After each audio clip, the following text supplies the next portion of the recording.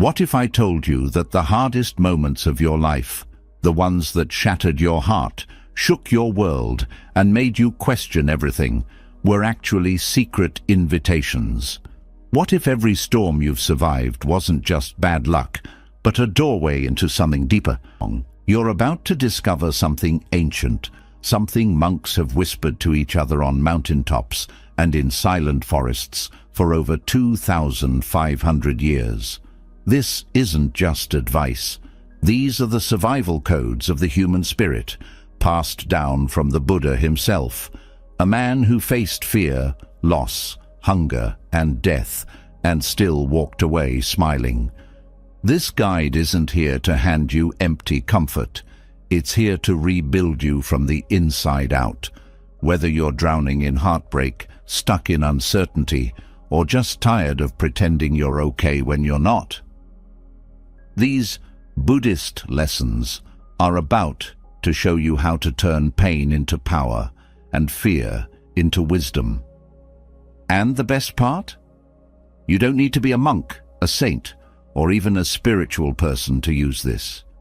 You just need to be human, a human who's ready to stop fighting life and start dancing with it instead.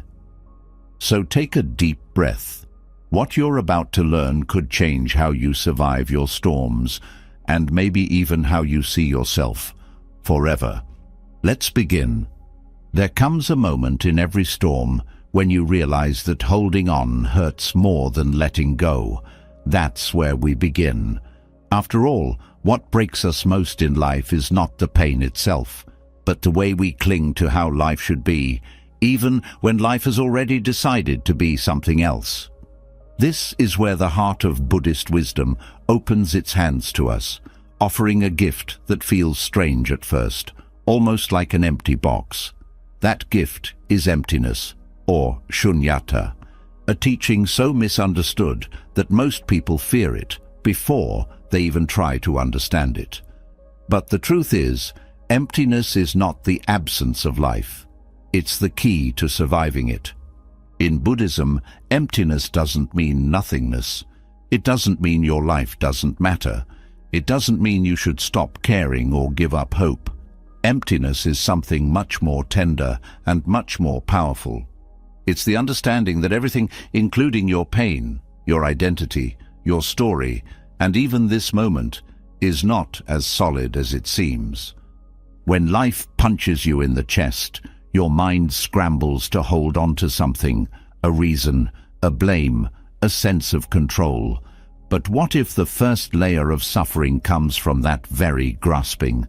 What if the pain of losing a job, a loved one, your health, or your sense of self is only made heavier by the belief that you ever truly owned those things in the first place?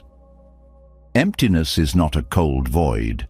It's a gentle unraveling of illusions, especially the illusion that anything in this life can stay exactly the same forever. This isn't bad news. In fact, it's the doorway to freedom. Because the moment you see that everything is always shifting, that no experience, no label, no feeling is fixed, you stop fighting the waves. You stop clinging to who you were before the storm hit. And something extraordinary happens. You float.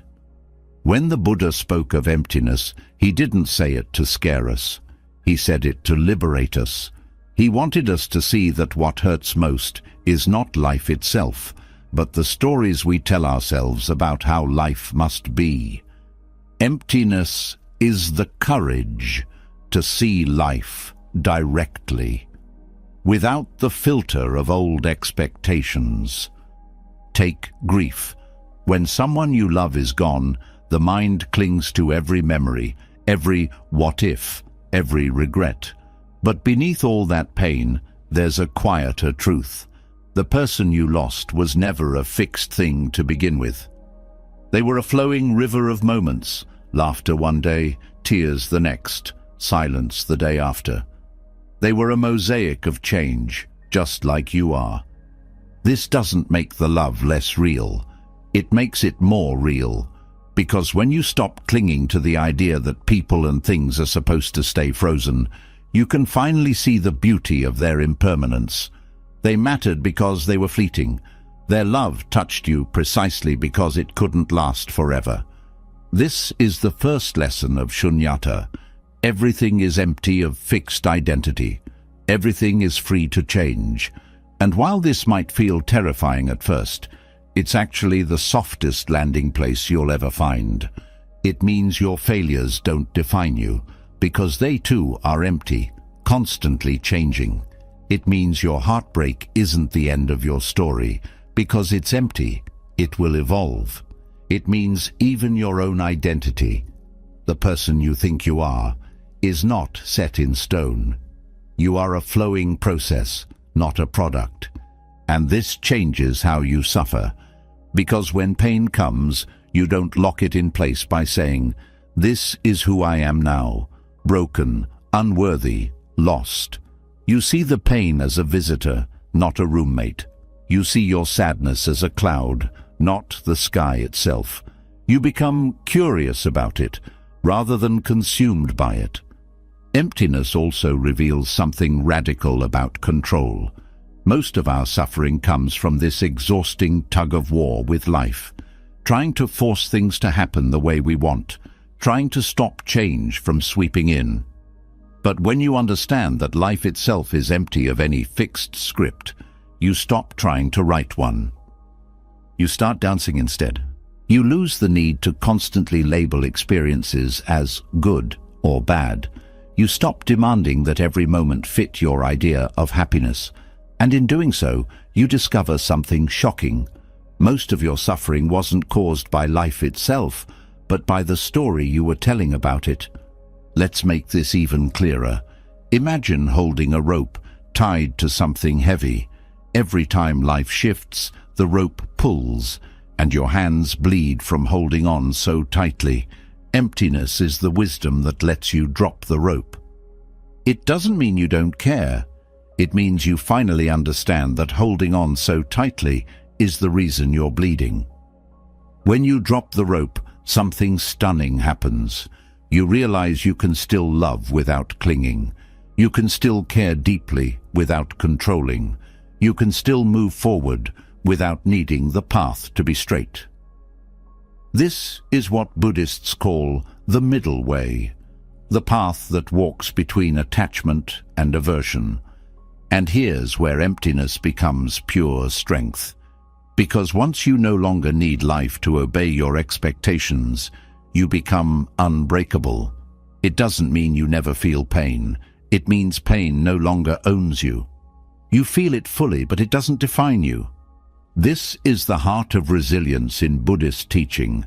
It's not about making your skin thicker or your heart harder.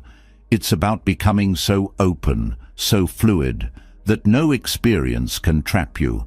Like water flowing around rocks, you keep moving, not because you're numb, but because you're free.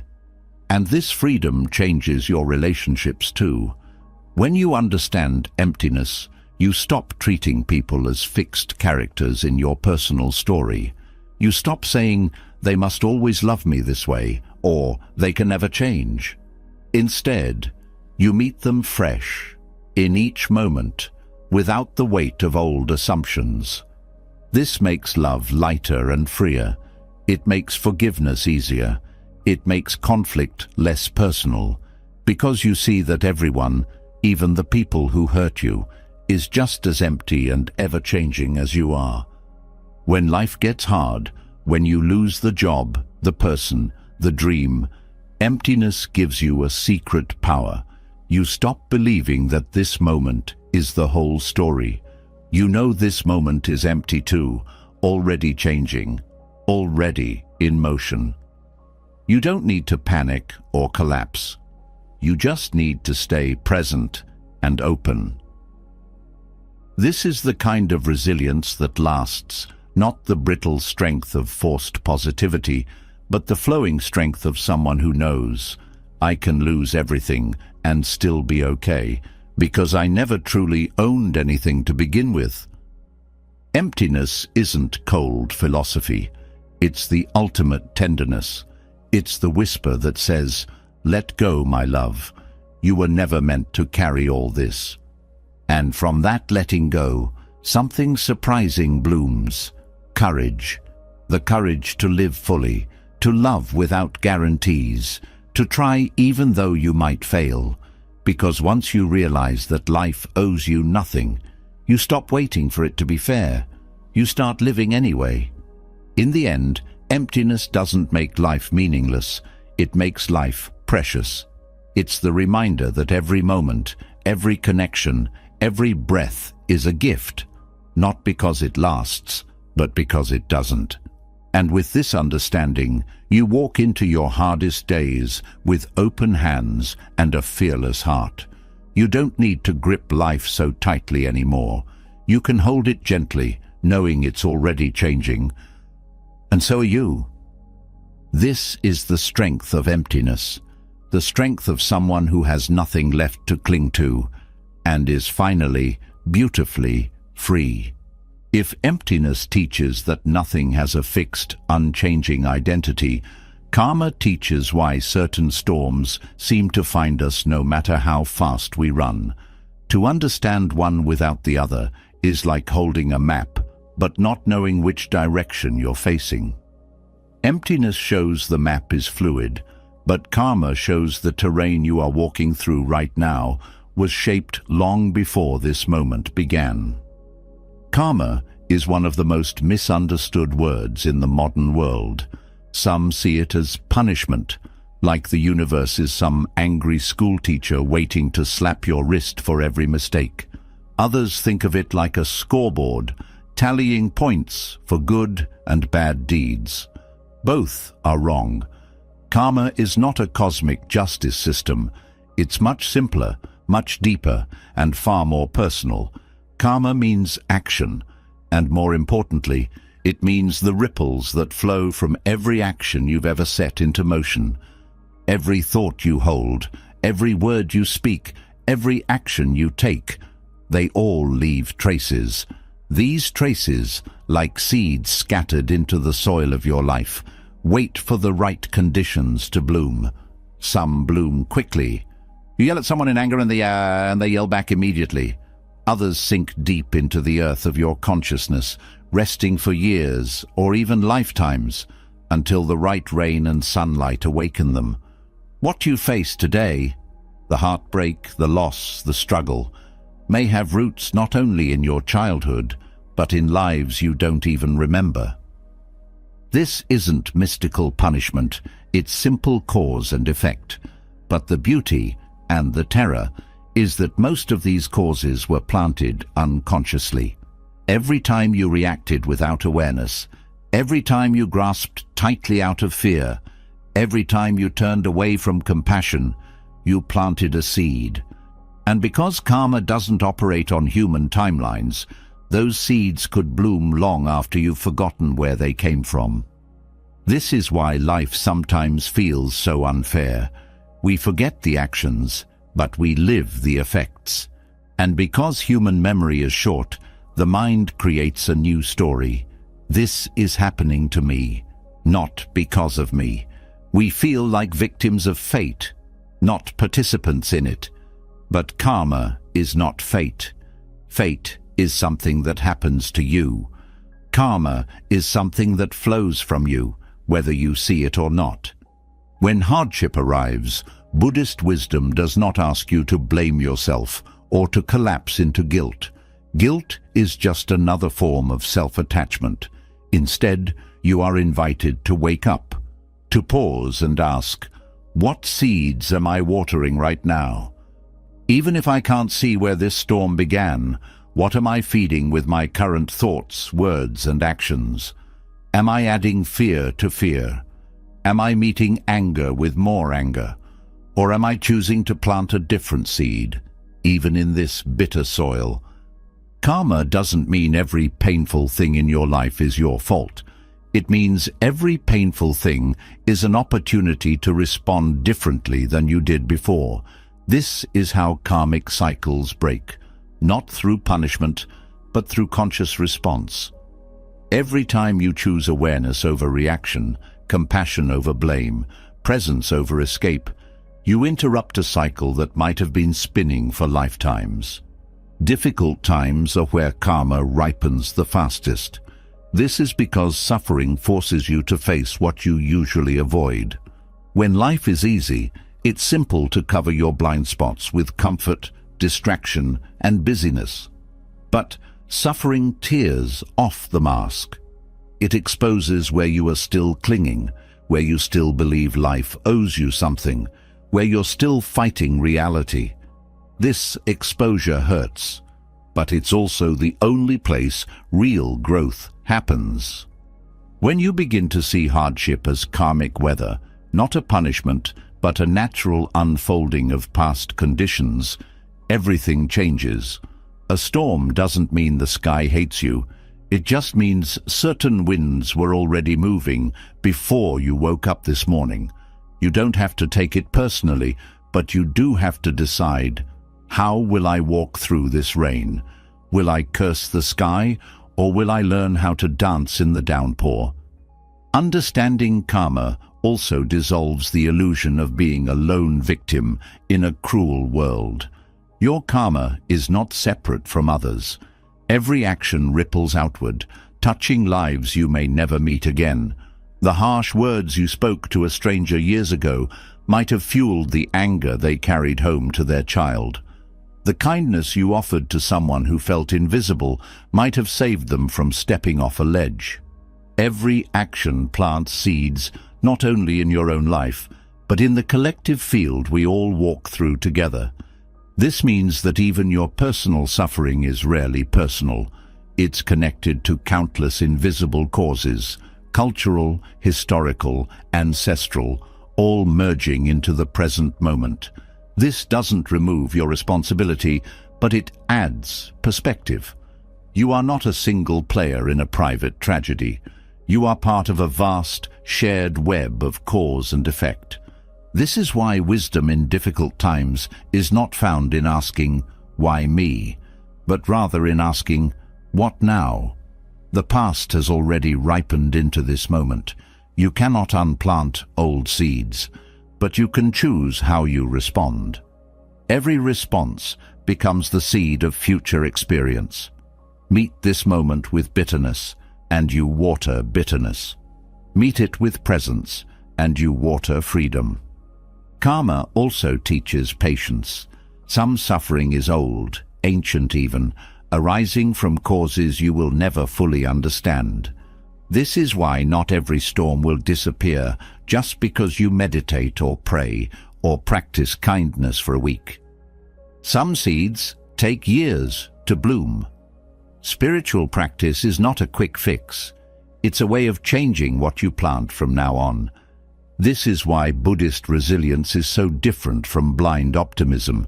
It doesn't promise that if you just think positive, everything will turn out fine. It teaches instead that every action matters, even when you can't see the results right away. Every time you pause instead of reacting, every time you choose compassion instead of anger, every time you breathe into fear instead of running from it, you are planting new seeds, even if the ground seems barren. This is also why blaming yourself for your suffering is pointless. Self-blame is just another form of ego attachment, the belief that everything is about you. But karma is vast, impersonal, and complex.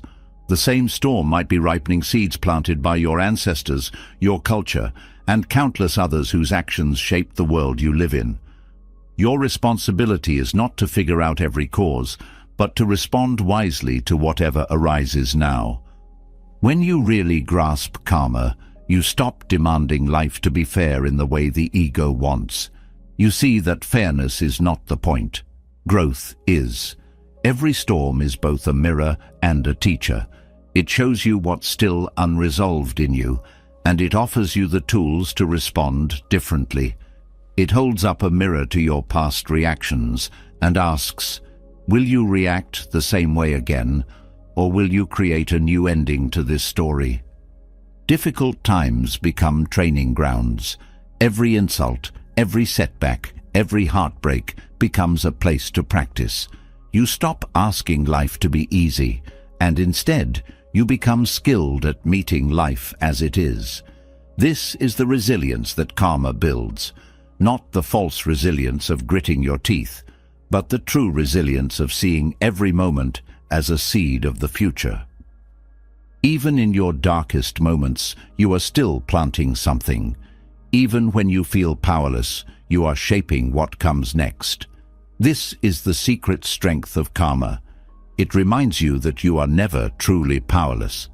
You can't change the storm that's already falling, but you can choose how you walk through it. And that choice matters. This understanding doesn't make pain disappear, but it makes pain meaningful. You stop seeing suffering as punishment and start seeing it as a teacher. You realize that every tear, every moment of doubt, every trembling breath in the night is part of your training. Training to respond with wisdom. Training to break cycles that might have trapped you for lifetimes. Training to leave the path clearer for those who walk after you. This is how karma becomes not just a law, but a path to freedom. Not a prison, but a doorway. And every time you walk through that doorway with awareness, you rewrite your future.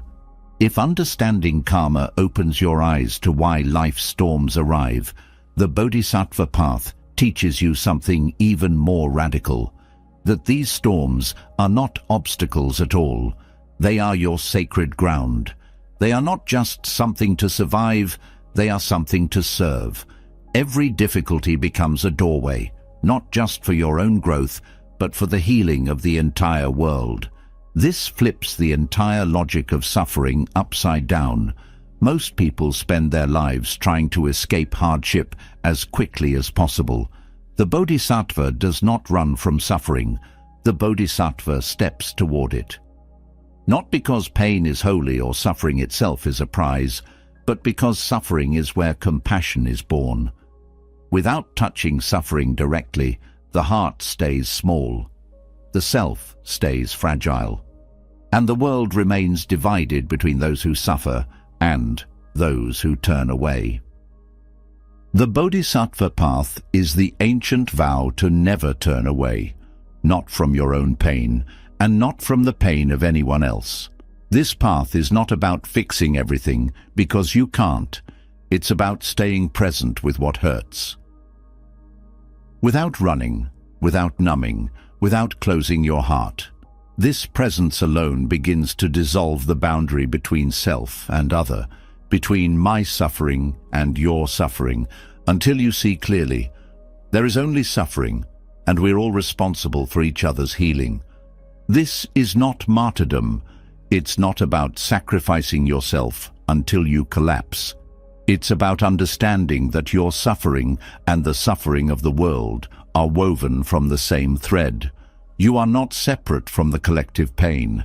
And so, every time you meet your own suffering with compassion, you are also healing the collective wound. Every time you refuse to turn away from your own heartbreak, you develop the strength to hold others through theirs. This changes everything, because it means even your hardest days are part of something greater than you. Your grief becomes training to sit beside someone else's grief. Your fear becomes the path to understanding the fear in others. Your confusion teaches you patience for the confusion of the world. Every personal storm becomes a gift you can eventually offer back, not in words or advice, but in the simple, powerful presence of someone who knows what it feels like to hurt and who doesn't flinch in the face of suffering. The Bodhisattva path reveals a hidden truth. Adversity is not the opposite of spiritual practice. It is the heart of spiritual practice. When life is easy, compassion is easy. When you have what you want, kindness flows effortlessly. But true compassion, the kind that can heal the world, is forged in the fire of not getting what you want. It is tested when life breaks apart and you are left with nothing but your raw humanity. If compassion can bloom there, in the soil of your own heartbreak, it can bloom anywhere. This is why the Bodhisattva sees every difficulty as sacred, not because pain itself is sacred, but because pain is where your heart breaks open, and an open heart is the only thing strong enough to hold this world as it is. The Bodhisattva does not pray for an easy life. The Bodhisattva prays for the courage to stay open no matter what life brings. This does not mean passively accepting injustice or abuse. Compassion is not weakness. In fact, the more you practice compassion through hardship, the clearer your boundaries become. When you meet your own suffering with love, you begin to understand that no one deserves to suffer unnecessarily, including yourself. Compassion gives you the strength to say no to injustice, to cruelty, to the voice inside you that says you are not worthy of love. Real compassion stands up, not with anger, but with clarity. This path also dissolves the question most people ask during hard times: why me? The Bodhisattva asks a different question: how can this be used for the benefit of all beings? This doesn't mean bypassing your pain or pretending to be wise when you feel broken. It means knowing that even in your brokenness, you have something to offer. Sometimes what you offer is your vulnerability. Sometimes it's your honesty. Sometimes it's simply the willingness to keep your heart open when it would be easier to shut down. This offering is not always seen. The world might not notice your quiet acts of courage, but the Bodhisattva does not act for applause. The Bodhisattva acts because there is no separation between self and world. To heal yourself is to heal the world. To heal the world is to heal yourself. This is not poetry. It is the truth you feel directly when you sit fully with your own pain and realize it is not just personal. It is ancient. It belongs to everyone. This changes how you view difficult people too. The Bodhisattva sees even the people who hurt you as part of your training, not because they are right or good, but because they show you where your compassion still has limits. Every time someone triggers your anger, your resentment, your judgment, they reveal where your heart still closes. They become your teacher, not in the sense that you have to tolerate abuse, but in the sense that they show you your edge. The place where your love stops. That's the place to work. This does not mean staying in harmful situations. Sometimes compassion means walking away. Sometimes it means fierce truth-telling. Sometimes it means protecting yourself so you can keep serving others without burning out. But even when you walk away with understanding. This person is suffering too. Hurt people hurt people.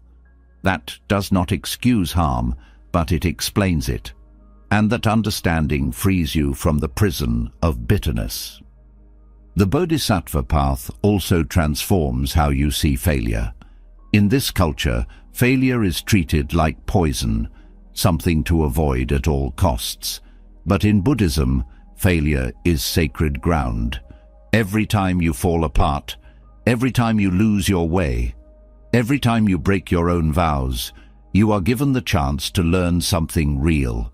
Not spiritual perfectionism, but real, raw, humble truth about who you are and what you need to heal.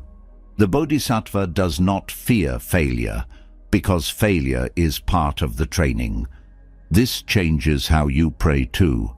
Most prayers are requests for life to change, for pain to end, for something to arrive or disappear. The Bodhisattva prays for courage to face life exactly as it is, not because they are resigned, but because they know that every moment, even the terrible ones, are part of the awakening path. Nothing is wasted. Nothing is outside the path. Even hopelessness becomes part of the path. Sometimes the most compassionate thing you can do for yourself is to sit quietly with your hopelessness, not to fix it, but to listen to it, to ask, What does this hopelessness want me to see? Maybe it wants you to see that you've been carrying the weight of the world alone. Maybe it wants you to see that you've been running from your own needs. Maybe it wants you to remember that you are not the savior of the world. You are just one human heart, doing your best. This humility is powerful. It strips away the illusion that you have to be perfect, wise, or enlightened to be of service. You don't. The bodhisattva serves from exactly where they are, messy, human, incomplete. This is what makes their compassion real. It's not theoretical. It's born from blood and bone, from broken hearts and trembling hands. And that's why it touches others, because it's honest. This honesty is what makes the bodhisattva trustworthy. When people see that you're not pretending to have it all together, when they see you standing in the fire without flinching or faking, they trust you. Your presence becomes medicine, not because you have all the answers, but because you have the courage to stay. And in the end, that's all anyone really needs. Someone who is willing to stay present with pain, stay present with joy, stay present with the messy, complicated truth of being human. This is the deepest gift of the bodhisattva path. It teaches you how to stay awake in the middle of the storm, and not just for yourself, but for everyone who walks beside you. Because the world does not need more perfect people. It needs more present people. People who are willing to love in the middle of fear. People who are willing to forgive while they are still grieving. People who are willing to show up even when they have nothing to offer but their broken, open heart. That is the heart of the bodhisattva. That is how adversity becomes a path. That is how you transform pain into love, not just for yourself, but for all beings everywhere. Even the bodhisattva, standing firm in the heart of life's storms, needs a compass. Compassion alone does not erase confusion. Courage alone does not provide direction. And in the chaos of personal and collective crisis, when everything feels too fast, too raw, and too uncertain, clarity becomes priceless. This is where the Buddha's very first teaching arrives, not as abstract philosophy, but as a survival map for the human spirit. The Four Noble Truths are often presented as ancient doctrine, but they were never meant to sit on shelves or inside temple walls. They were designed for times exactly like these, times when the ground disappears beneath your feet and the future looks impossible to predict. They are not just truths to believe. They are steps to follow when you don't know where to step next. They do not remove suffering. They teach you how to walk through it without losing yourself. The first truth lands like cold water on the skin. It does not soften the message or hide reality behind comforting lies. The first truth says, there is suffering, not as a punishment, not because you failed at life, not because something is wrong with you. Suffering exists because to be human is to live in a world that constantly changes, a world where what you love can disappear and what you fear can come closer than you ever wanted. This truth is not cruelty. It is compassion at its sharpest point. When you see suffering as part of life's natural fabric, you stop treating it like a mistake that needs to be erased. You stop asking life to be something it can never be, perfectly safe, perfectly fair, perfectly predictable. This doesn't mean giving up hope. It means learning to replace false hope with real resilience. False hope says if you do everything right, nothing bad will happen. Real resilience says, even if everything falls apart, you will still have the capacity to respond with wisdom and courage. The first noble truth removes the illusion that life owes you comfort, but in doing so, it offers a deeper comfort, the comfort of truth itself, the comfort of no longer needing to resist reality, The second truth doesn't just explain suffering, it points directly at why suffering deepens into misery. Suffering happens because life changes, but misery happens because the mind clings. It clings to comfort, it clings to identity, it clings to people staying exactly as they were. It clings to the belief that life should follow your plans, and when life refuses to obey, the mind contracts, tightens, lashes out, or shuts down. The second truth shines a light on this habit.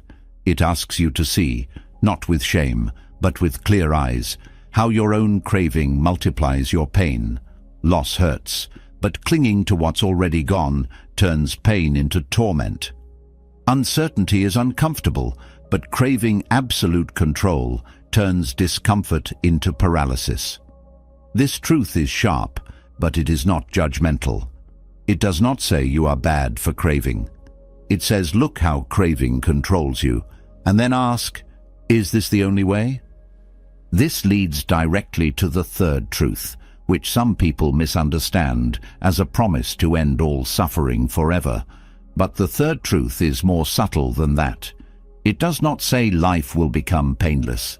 It says freedom from unnecessary suffering is possible. This freedom does not come from controlling life. It comes from releasing the craving that controls you. This is not about becoming indifferent. It is about loving life without strangling it. It means learning how to hold everything, people, dreams, even your own identity, with open hands. When suffering comes, you do not collapse into self-pity. When joy comes, you do not demand it stay forever. You meet each moment as it is, with nothing left to grip. This freedom feels like spaciousness. Even in crisis, there is space between pain and reaction. Even in loss, there is space between sadness and despair. This space is not emptiness in the painful sense. It is emptiness as possibility. The possibility to respond wisely instead of reacting blindly. And this space grows every time you practice seeing your craving, naming it, and letting it soften instead of tighten. The fourth truth turns all of this insight into action. It does not leave you with abstract wisdom. It lays down the path you walk, step by step, to make these truths real in your daily life. This path, the Noble Eightfold Path, is not a list of rules. It is a training ground for your whole being. It trains your view, your thoughts, your words, your actions, your work, your effort, your focus, and your heart itself. Right view is the wisdom to see that everything is interconnected and impermanent. In crisis, right view reminds you that no matter how isolated you feel, your pain is not personal. It arises from countless conditions, many outside your control. This releases the toxic belief that suffering means you failed. Right view replaces self-blame with humility, the humility to know you are part of something larger than your personal story. Right intention is the willingness to meet each moment, even the hard ones, with compassion instead of self-protection. In crisis, this means refusing to let fear harden your heart. It means even when you are afraid, you choose to cause no harm, neither to yourself nor to others. This intention becomes your inner compass when everything outside feels chaotic. Right speech means, in crisis, you choose your words carefully, because words can either stabilize the storm or make it worse. You don't suppress your truth, but you speak it with care, knowing that every word plants a seed. Right action means, even in pain, you act with integrity. You don't use suffering as an excuse to abandon your values. Even when no one is watching, you choose kindness over cruelty, honesty over lies. Right livelihood means you examine not only what you do for work, but how you contribute to the world, especially in crisis. Are you adding to the collective fear or helping calm it? Are you exploiting others' fear or offering something real. Right effort means you don't numb out or give up, but you also don't force yourself to solve everything overnight. You stay with what's real, step by step, without drowning in overwhelm. Right mindfulness means you do not abandon your body or your breath. In crisis, it's easy to live entirely in the mind, spinning stories, predicting disasters. Right mindfulness brings you back to now, to this breath, this sensation, this moment. This grounds you when everything feels unstable. Right concentration means even in the storm, you cultivate inner stillness, not by suppressing thoughts, but by focusing your attention on what is steady, your breath, your body, your core values. This stillness is not escape. It is the ground beneath your feet, the clarity that lets you see through panic and make wise choices. Together, these 8 practices are not a checklist. They are a way of walking, a way of living every day, especially when life hurts. You don't wait until crisis is over to practice them. You practice them in the middle of the storm, even when you feel weak, even when your heart shakes. This path does not promise you won't suffer. It promises you will suffer wisely. It promises that suffering will not be wasted. It will become your teacher, your training ground, your offering back to the world. Every step you walk with awareness becomes a blessing to those who come after you, because your courage to meet your suffering with wisdom makes it easier for others to do the same. The 4 Noble Truths are not abstract. They are medicine for real life. They are the map you follow when the road disappears. They are the hand you hold in the dark.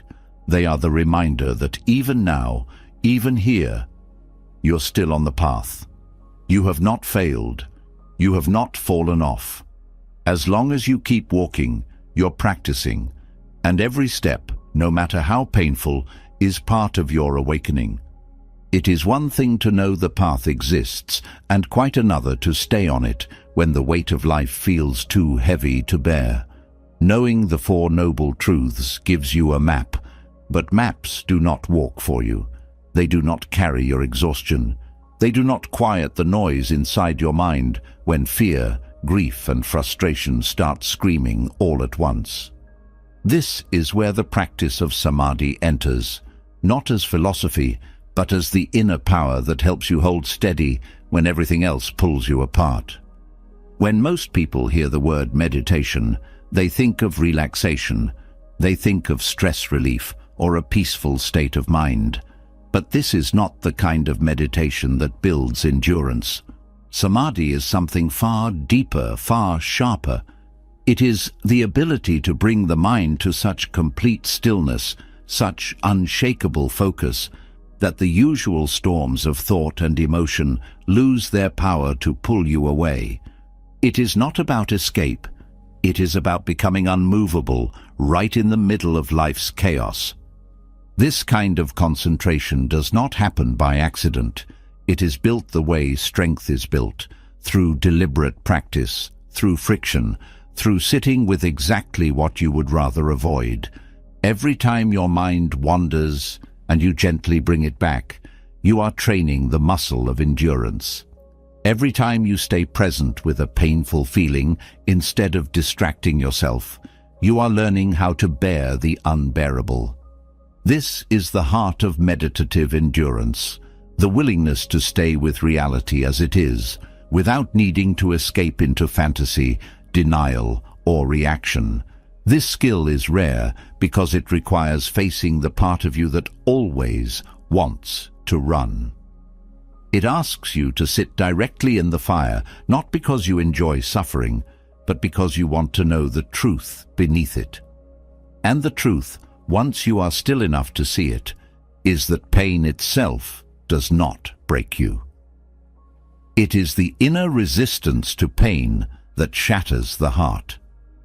Samadhi teaches you how to stop resisting, not by collapsing into helplessness, but by learning to hold your attention steady, even when the mind screams for relief. When you sit in this depth of stillness, something astonishing happens. You discover that the mind is bigger than the pain it holds. The storm no longer fills the whole sky. It becomes a passing cloud, and beneath it, the ground of your awareness remains unshaken.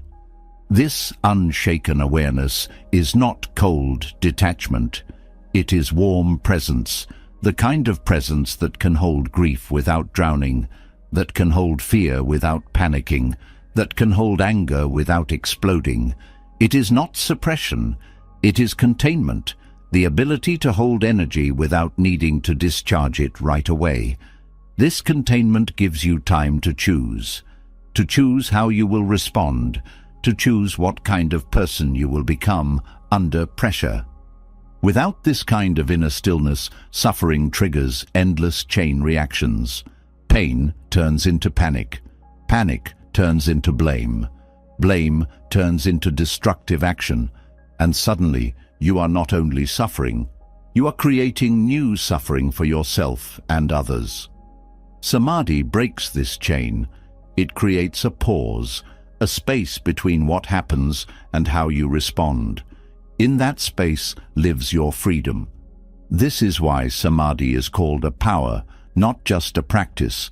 It gives you control over your own attention, and attention is the doorway to everything else. Without control over attention, you cannot choose what to focus on. You cannot see reality clearly. You are dragged by every impulse, every craving, every fear. With strong samadhi, you gain the strength to decide where your mind will rest, even in the middle of pain, even when the world is falling apart. This is not magic, it is training.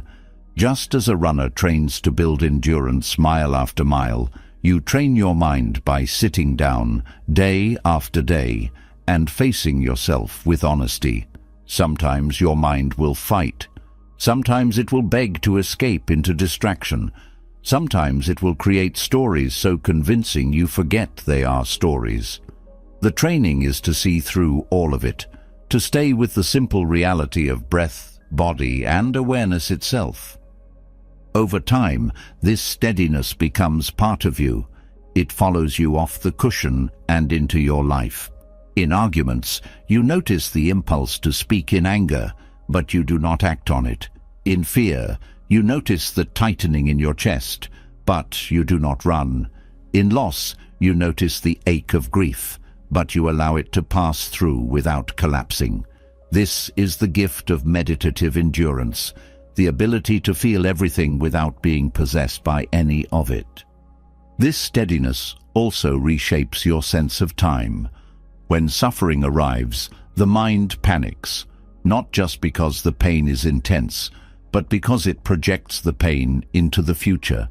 It believes this moment will last forever. Samadhi interrupts that belief.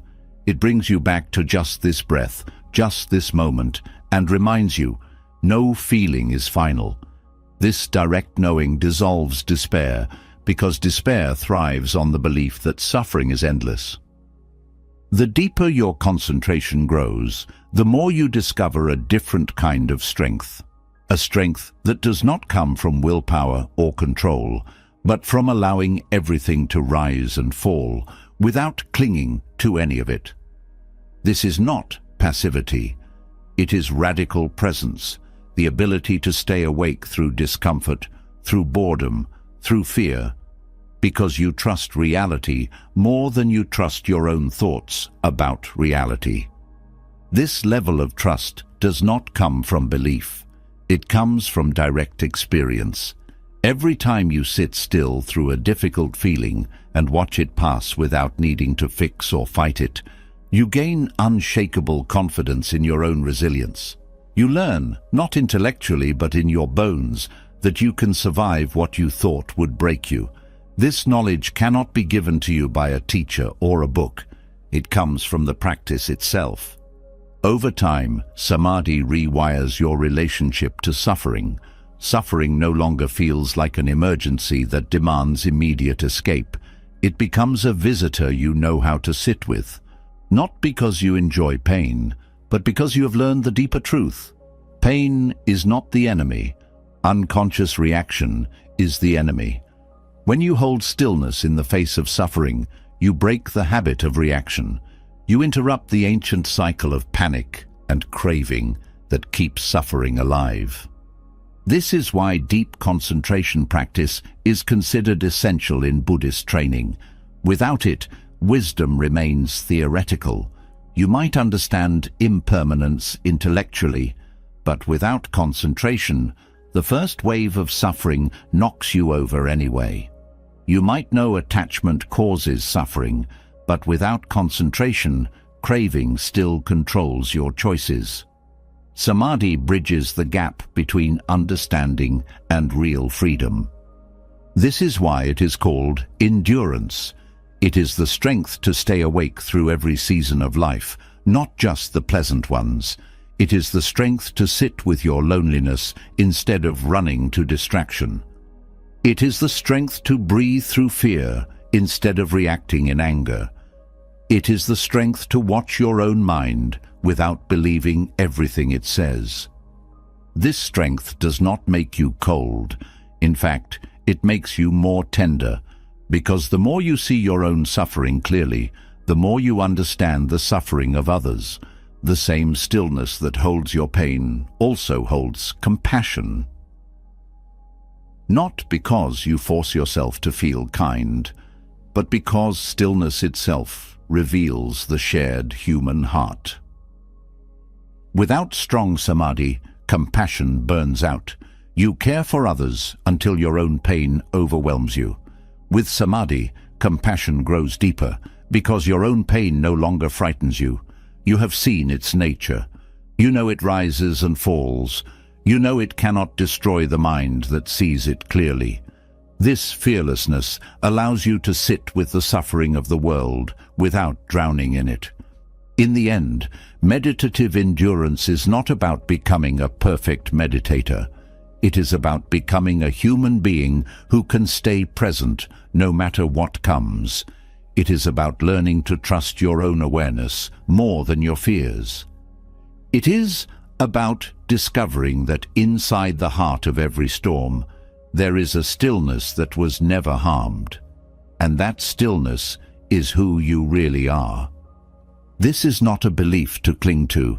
It is a truth to discover for yourself, breath by breath, as you learn the art of staying. And when you can stay, truly stay, in your own suffering without running, you gain the strength to hold others too. This is the strength the world needs most. The kind of stillness born from deep concentration does not erase uncertainty. It does something even more important. It teaches you how to stand calmly inside uncertainty without needing quick answers or forced control. This is a rare strength because human minds are wired to crave certainty like air. But life does not offer certainty, no matter how much effort you throw at it. This craving for solid ground is at the root of so much suffering. Not because certainty exists somewhere and you just haven't found it yet, but because certainty itself is a misunderstanding of life's nature. And this is where the Heart Sutra enters, like a bright flare cutting through the night sky. The Heart Sutra is not long. In fact, its power comes from how much it strips away. It does not hand you comforting beliefs. It does not offer promises that everything will work out the way you want. Instead, it drops a truth so radical, so direct, that it cracks open the very foundation of fear itself. The Heart Sutra declares, there is no solid ground to stand on, and that is your freedom. This teaching can feel terrifying if you hear it with the ordinary mind. The part of you that wants answers, guarantees, control. But the Heart Sutra is not speaking to that part of you. It is speaking to the part of you that is already free, the part that knows how to float in open space without panic, the part that does not need a map because it knows how to trust the sky itself. The famous mantra at the heart of the sutra, Gate Gate Paragate Parasamgate Bodhisvaha, is not just ancient poetry. It is a direct instruction on how to move through uncertainty, not by fighting it, but by surrendering to its flow. The words themselves are often translated simply as gone, gone, gone beyond, utterly gone beyond, awakening, so be it. But these words only come alive when you understand what they are asking you to release. Each gate is a call to let go of the illusion of fixed ground. The first gate invites you to release your grip on external certainty, the belief that safety will come from controlling the world around you. The second gate asks you to release your grip on internal certainty, the belief that safety comes from controlling your own thoughts and feelings. Gone beyond is the moment when you step completely outside the illusion that life can ever be made stable. It is not resignation, it is relief.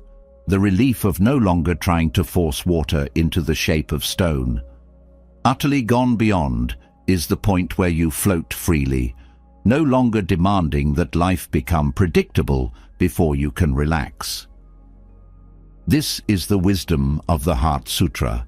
Nothing is fixed, and that is not a flaw in the design. It is the very nature of freedom itself. When you stop demanding guarantees, you discover something surprising. What you were really seeking was not certainty. It was the peace that comes from trusting life directly, without conditions. This trust is not blind optimism. It is the deep confidence that even in chaos, even in loss, even in groundlessness itself, awareness can remain steady.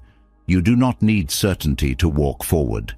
You do not need answers to take the next breath. All you need is the willingness to take each step without needing to see the entire path. The mantra becomes a lifeline when fear rises, because it speaks directly to the part of you that already knows how to let go. Every repetition is a reminder. You do not need to hold on to anything, not even your own idea of who you are, to survive this moment. Gone, gone, gone beyond, utterly gone beyond. Each phrase dissolves another layer of clinging. First, the clinging to control, then the clinging to identity, then the clinging to the belief that suffering can only end if life becomes perfect. Finally, the last clinging, the clinging to the illusion that there is any separate you that needs protecting at all. This is not intellectual. It is felt directly when you repeat the mantra, not as a wish, but as a letting go in real time. You drop the need to know how this crisis will end. You drop the need to solve every problem immediately. You drop the need to defend your pride, your role, your story. And as each layer drops, what remains is pure presence, awake, raw, fully alive, and strangely fearless. This fearless presence is not bravado. It is the fearlessness that comes from knowing you can lose everything and still be whole. Because what you truly are was never your job, your health, your reputation, or your plans. What you truly are is the awareness that has watched every version of your life rise and fall. That awareness cannot be broken because it was never a thing in the first place. It is the open space in which life happens, and that space has never been harmed. The Heart Sutra calls this realization the perfection of wisdom, but it does not mean intellectual understanding. It means seeing directly that there is nothing to hold on to, and therefore nothing to fear. Every loss teaches this if you let it. Every broken plan reveals this if you stop resisting. Every uncertain future points back to this present breath, where life actually happens. This is why the Heart Sutra does not comfort you with promises of a happy ending. It gives you something much better, the direct taste of freedom within the storm itself. The mantra does not change your circumstances. It changes how you meet them, until you see that fear itself was always a misunderstanding of what you are. The practice is simple, but not easy.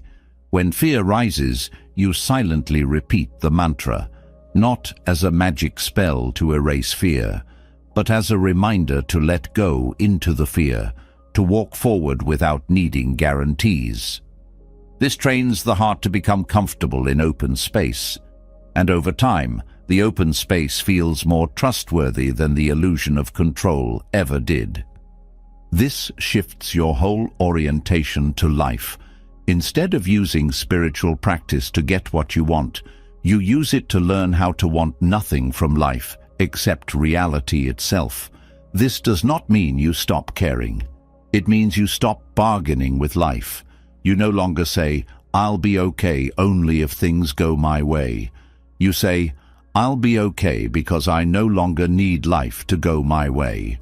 That is ultimate freedom, and it is available not after the storm, but right in the middle of it.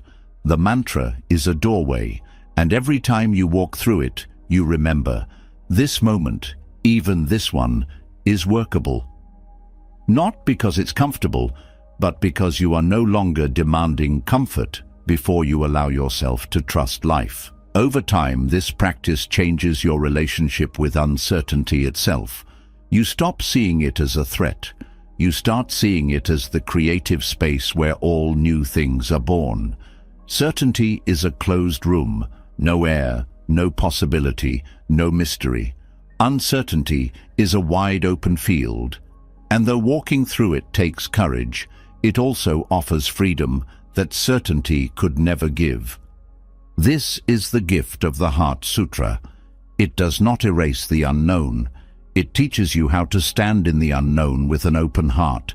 It shows you that every time you let go, what you find is not emptiness in the painful sense. It is emptiness as infinite space, emptiness as the freedom to meet life exactly as it comes. This is the power of a mantra that millions have whispered through wars, losses, and personal collapse. They did not whisper it to escape life. They whispered it to remember how to stay awake inside life without needing to know how the story ends. They whispered it to remind themselves that there is no solid ground, and that is what makes life sacred. That same mantra is in your hands now. The storm you are facing is your personal doorway into the wisdom countless ancestors walked before you. Their courage lives in these words. Their steadiness is your inheritance. Every breath you take while silently repeating the mantra adds your own courage to the stream. This is how lineage works, not through blood, but through shared courage. And every time you meet uncertainty with presence, you add your voice to the ancient chorus that has always said, "Gone, gone, gone, beyond." And still, somehow, perfectly whole. Even with the strongest mantra in your heart, even with the deepest meditative stillness anchoring your breath, there will be moments when your own strength feels thin. It happens to everyone. Some storms are too heavy to hold alone. No matter how much wisdom you carry, no matter how sincere your practice, there will come a time when your own mind turns against you and the weight of your own story becomes too much to bear. This is not failure. It is proof that you are human. The Buddha understood this so deeply that he refused to place individual practice at the center of the path. He placed community there. Sangha, the spiritual community, was not an optional extra for those who needed company. It was understood as essential medicine because no one walks the path of awakening alone. Isolation is not strength. It is vulnerability disguised as pride. And pride cracks easily under pressure. A Dharma friend is not just a buddy who shares your beliefs.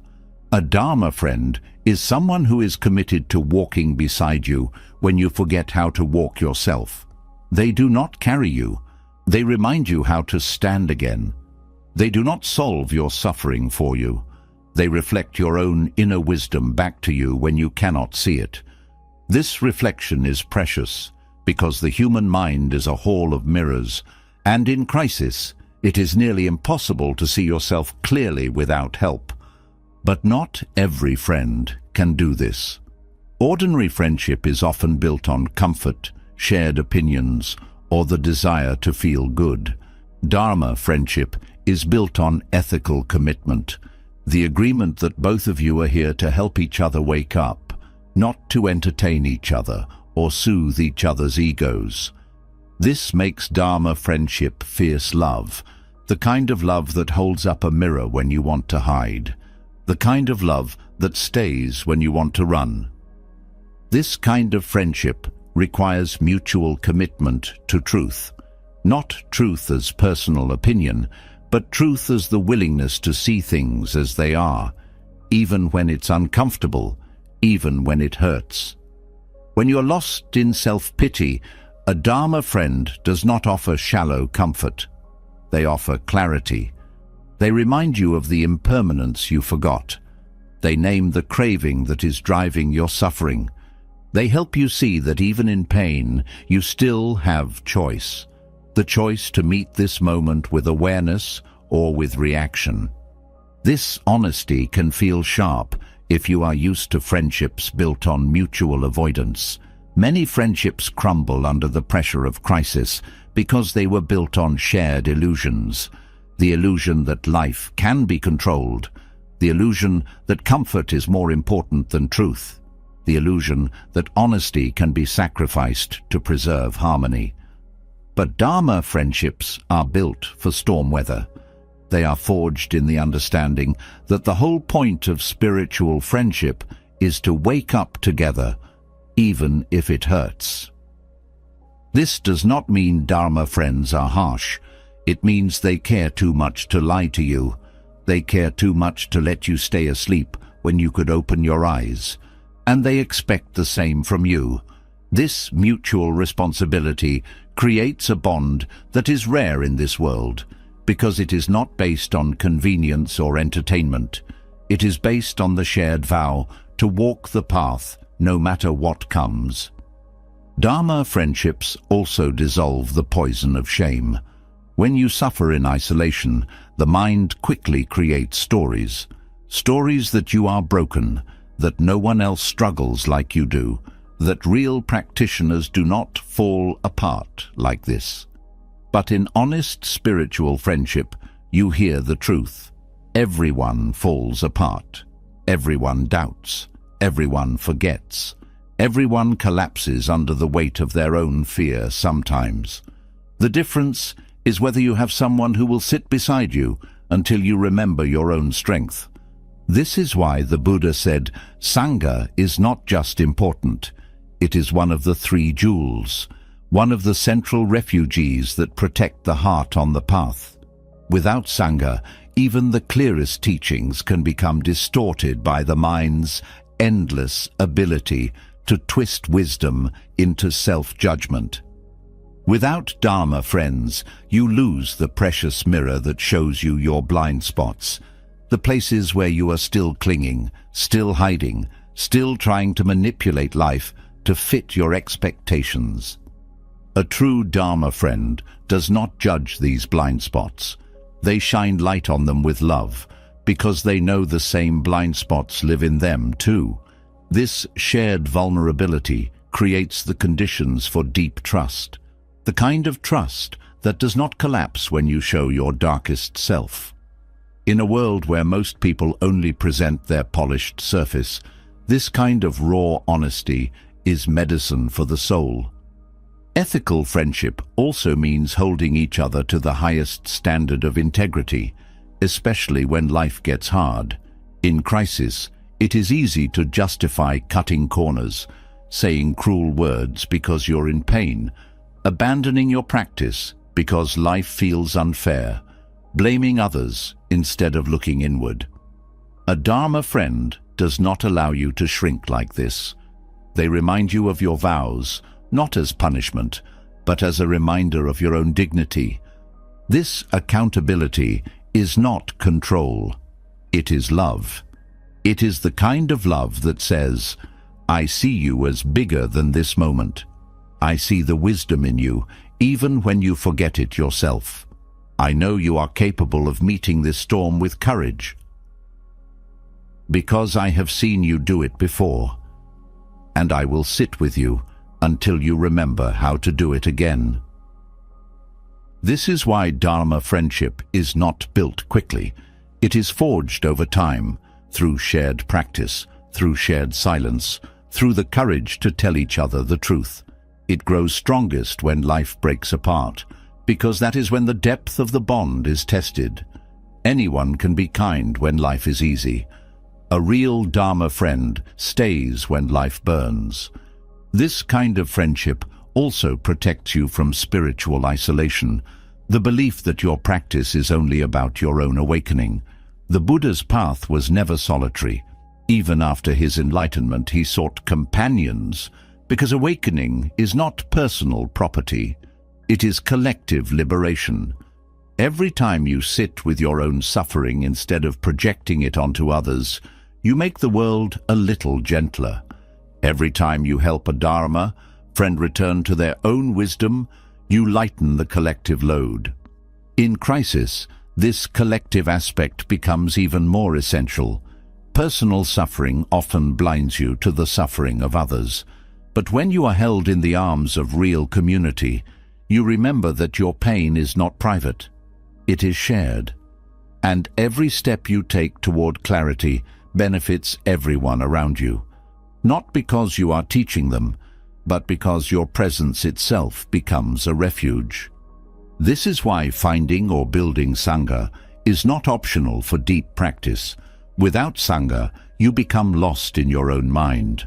With Sangha, you become part of something larger than yourself, a living stream of support, accountability, honesty, and shared courage.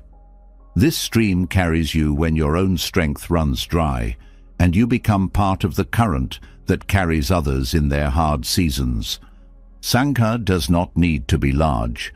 Even two people who share real commitment to truth can form a complete refuge. What matters is not numbers, but depth. The depth of mutual care, the depth of honesty, the depth of the shared vow to walk the path, no matter how hard it gets. This vow transforms friendship into spiritual refuge, a shelter that stands even when personal comfort disappears. Dharma friendship also dissolves the illusion that independence is strength. Western culture often glorifies self-sufficiency, but the Buddha's teachings are clear. Interdependence is the path. Needing others is not weakness. It is wisdom. It is the recognition that we awaken together or not at all. In crisis, this understanding becomes life-saving. When your own mind turns against you, you borrow the clarity of your Dharma friends until you remember your own. When fear makes you forget your practice, you lean into the practice of the Sangha until your hands stop shaking. This borrowing and offering of strength is not charity. It is spiritual survival. Over time, the line between giving and receiving blurs completely. Your Dharma friends are your refuge one day, and you are theirs the next. This mutual care creates a community strong enough to hold any storm, because no one is asked to hold it alone. This is the power of Sangha, the power of shared awakening, the power of belonging to a lineage of courage that stretches back to the Buddha himself. Even the Buddha, with all his wisdom, did not walk alone. Neither should you. Even with the hands of your Dharma friends holding you steady, and the warmth of Sangha reminding you that you are not alone, there is still a part of the mind that resists. It is the part that whispers, "This needs to be over now." It is the desperate voice that cannot sit still inside uncertainty. It wants resolution, clarity, answers, and it wants them immediately. This urgency feels almost physical, like an itch inside the bones. But Underneath that urgency lies a misunderstanding that causes endless suffering. The mind believes in time the way it believes in gravity. It treats past and future like real places, solid and waiting. It thinks suffering is a timeline problem. If you could just escape the current moment and arrive at a better one, peace would return. This is why people beg for fast solutions. They believe relief exists somewhere else, somewhere in the future, where the storm has passed, where healing is finished, where life makes sense again. But Buddhist wisdom offers a deeper truth, one that breaks this whole story apart. Time itself is not what you think it is. What you call the future is nothing but a thought arising now. What you call the past is nothing but a memory appearing now. The only actual reality is this moment, this breath, right here. Everything else is a projection, a habit of mind confusing thoughts for reality. This matters in crisis because urgency feeds on time. The more you believe peace exists in the future, the more desperate you become to get there faster. Every spiritual bypass, every unhealthy shortcut, every desperate grab for relief comes from this core illusion, the belief that healing is somewhere else, sometime later.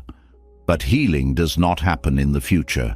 Healing only happens now, and now does not belong to time. This is what Buddhist temporal philosophy reveals. Time is not a river you float down.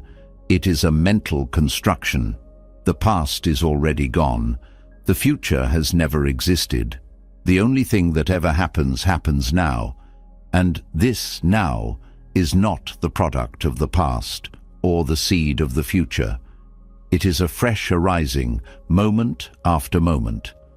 Understanding this dismantles urgency at the root. If there is no future to rush toward, what is the hurry? If every healing, every insight, every breakthrough can only happen in the space of now, then what use is running? The race itself was a misunderstanding. You were already home, not because life became easy, but because the only place healing ever lived was inside the space you were too restless to notice. This shift does not make you passive. It makes you present. Instead of rushing to solve the unsolvable, you learn to care for what is here. Instead of demanding that pain disappear quickly, you become curious about what pain actually is, right now, not as a story about future suffering, but as a direct experience in this breath. This dissolves the craving for fast solutions, because you no longer believe solutions live somewhere else. If peace cannot be found now, it will not be found later. This does not mean ignoring real action. It means understanding that action itself can only arise now, and only from clarity, not panic. The belief in time also creates false deadlines for healing. You think grief should be gone after a few months. You think you should be strong again by next year. You compare your timeline to others or to some internal calendar that says growth should happen faster. But growth does not follow human clocks. Healing unfolds at the speed of reality itself, and reality does not obey human impatience.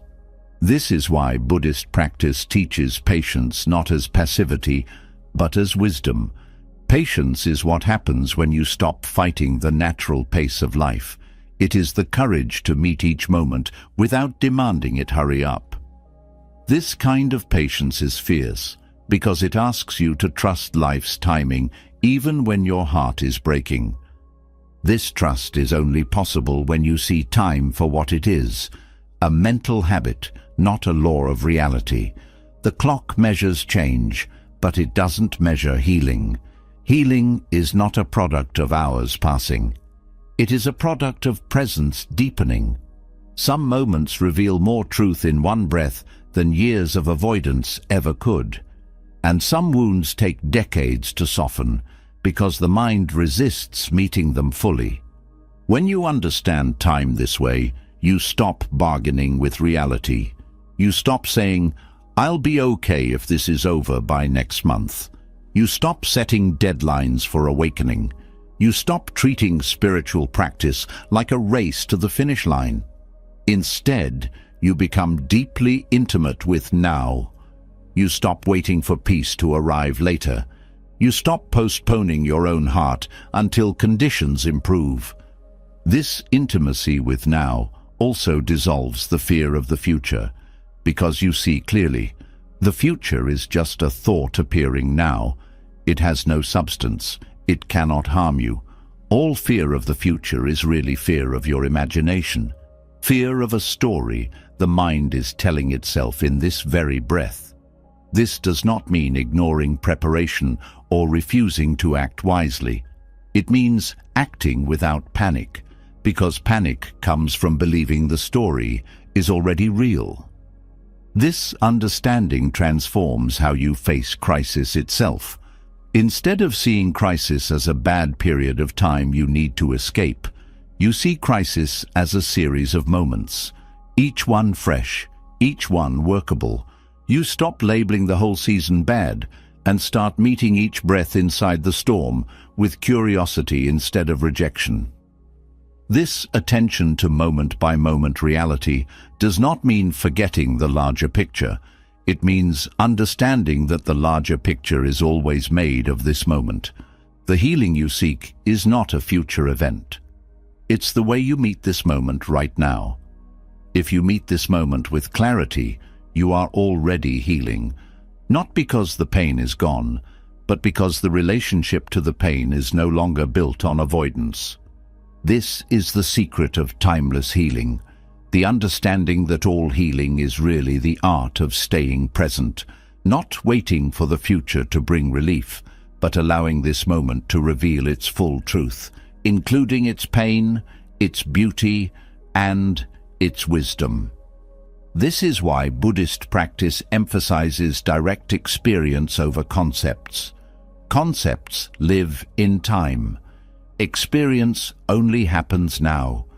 The craving to fix everything quickly comes from forgetting this. It comes from believing that peace lives in some future you have not reached.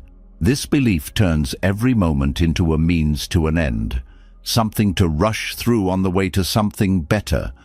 But Buddhist wisdom asks you to reverse this completely.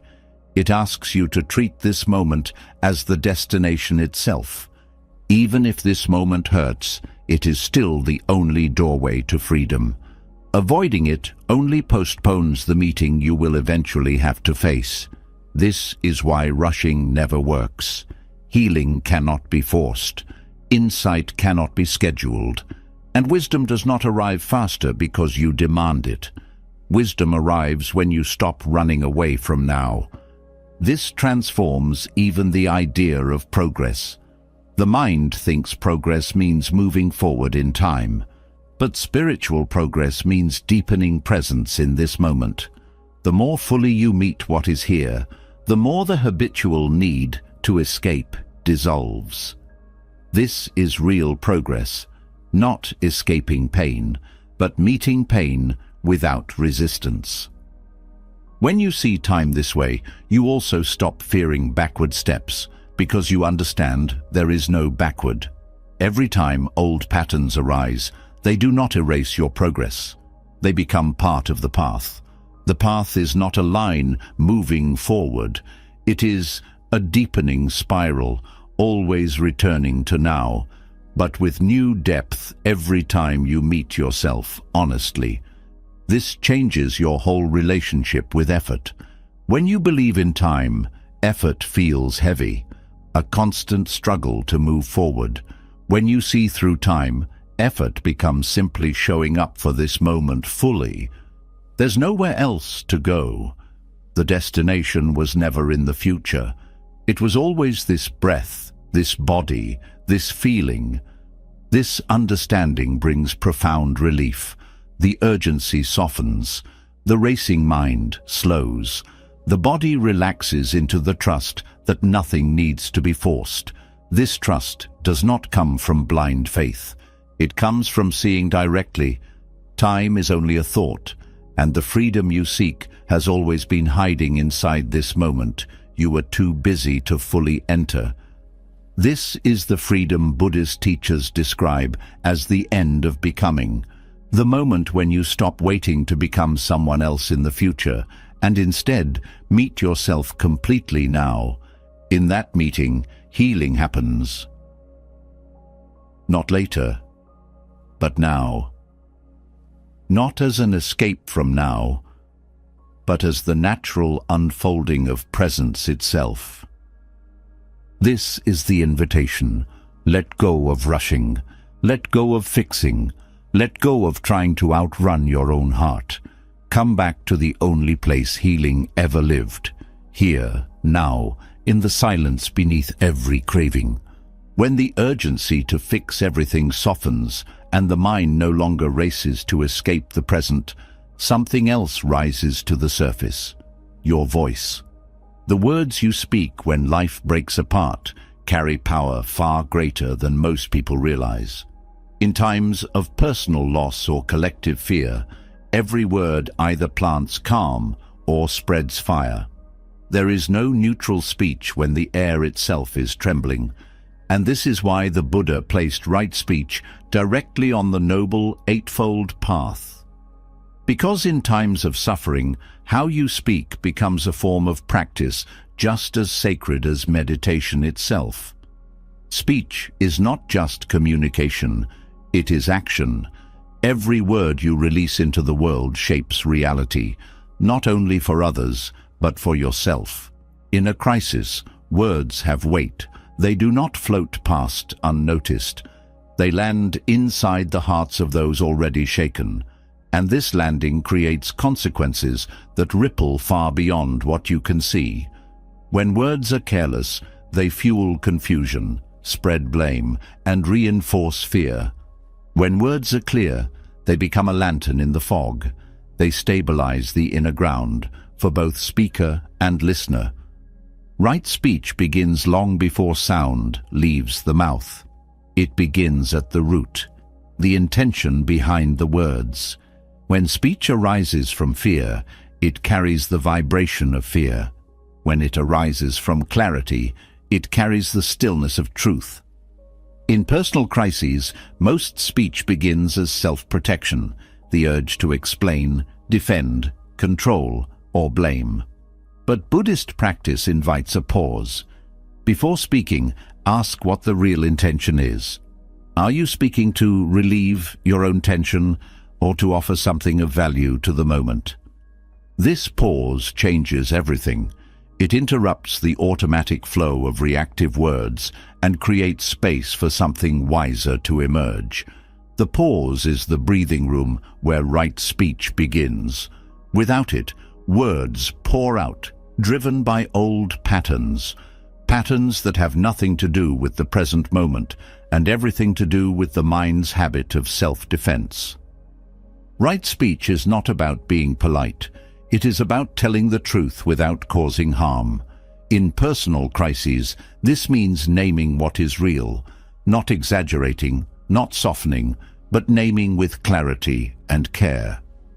This naming does not rush to conclusions. It does not assign blame prematurely. It does not predict disaster or demand resolution. It simply says what is true right now, in a way that opens space instead of closing it.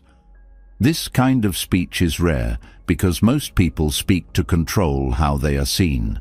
Right speech does the opposite. It serves the moment itself, not the ego's need for reassurance. It asks, what words would serve clarity here? What words would ease confusion, not by pretending all is well, but by honestly reflecting what is happening without adding extra fear? In collective crises, the stakes grow even higher. Every sentence becomes part of the emotional climate. Panic spreads through unchecked speech, rumors, half-truths, exaggerated dangers. This is why right speech is not just personal virtue. It is collective medicine. Every calm word acts as a counterweight to hysteria. Every clear sentence becomes a place for others to stand when their own ground feels unstable. This does not mean denying reality or sugarcoating pain. Right speech is not false positivity. It is accurate. It acknowledges fear without amplifying it. It names suffering without drowning in it. This precision requires inner steadiness, because only a steady mind can speak steadily. Without personal clarity, speech will always reflect inner confusion. This is why speech is the external mirror of internal practice. How you speak reveals the depth of your presence. This connection between inner clarity and outer speech is often overlooked. People try to correct their words without correcting the mental state behind them, but right speech cannot be faked. If the heart is full of resentment, words will carry that energy, even if the surface sounds polite. If the heart is calm, even difficult truths land softly. This is why right speech begins with inner honesty, the willingness to see your own fear, your own bias, your own desire to control. In personal crises, speech also shapes self-perception. The words you speak about yourself become the story you believe. If you constantly say, "I can't handle this," the mind carves that belief into reality. If you say, "This is hard, but I will meet it," you plant resilience. Right speech applies not only to others, but to how you narrate your own experience to yourself. Every sentence becomes a seed, planting either courage or collapse. This means right speech is not silence, but wise choice. Sometimes silence is kind. Sometimes clarity requires naming what no one wants to say. In families under stress, silence often hides the truth, pretending all is well while resentment festers. But unfiltered speech can also harm, speaking raw anger without processing it first. Right speech walks the middle path, speaking truth with care, not to punish or release personal tension, but to serve understanding. This kind of speech heals communities because clear communication dissolves unnecessary conflict. When fear drives speech, people assume the worst of each other. They fill silence with suspicion. But when speech is direct, transparent, and kind, trust grows. Even hard truths can build connection when spoken from clarity, because people sense the difference between speech that aims to blame and speech that aims to understand. This is why right speech is a practice of responsibility. In times of crisis, your words do not belong only to you. They belong to the collective field. Each word contributes to either calm or confusion. This responsibility is not heavy. It is empowering, because it means you always have the power to contribute peace.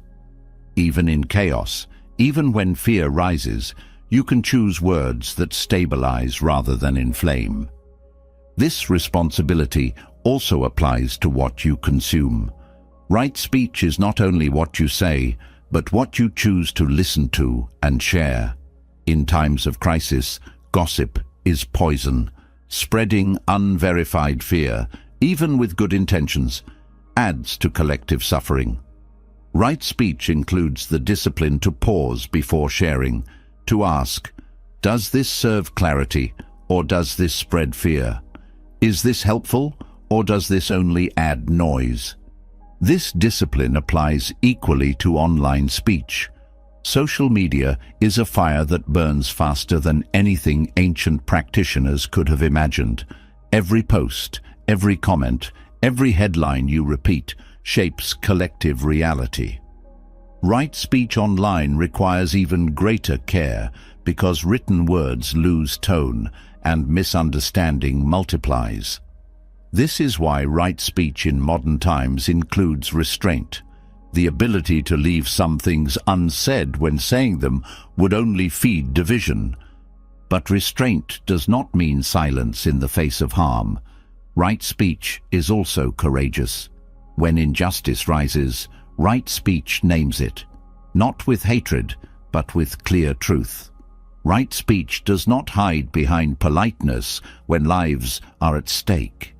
It tells the truth with love, even when the truth is hard to hear. This balance, truth and love together, is what makes right speech a spiritual force. This courage also applies inwardly. In personal healing, right speech means telling yourself the truth, not stories designed to protect your pride, but the actual truth of your experience. Denial blocks healing. False positivity suffocates growth. Right speech toward yourself means naming your pain without embellishment and naming your strength without minimizing it. This honesty creates inner stability because the mind no longer has to split between what is true and what is allowed to be said. This split is a hidden source of suffering, the internal censorship that says some truths are too ugly to face. Right speech dissolves this censorship by welcoming all truth into the light, not as judgment, but as part of the path. In times of crisis, the voice becomes an offering. Every word can be a refuge or a weapon. Right speech asks, what kind of world am I building with my voice? What seeds am I planting with my words? This is not perfectionism. It is care, the kind of care that knows speech shapes the future just as surely as action does. Right speech does not promise comfort. It promises clarity with kindness. It offers truth, not to control others, but to free them from confusion. It offers honesty, not to wound, but to light the way forward. In this way, right speech becomes a practice of compassion, the compassion to tell the truth, the compassion to say less when less is kinder, and the compassion to speak even when silence would be safer. In every storm, the voice becomes either a refuge or another wave.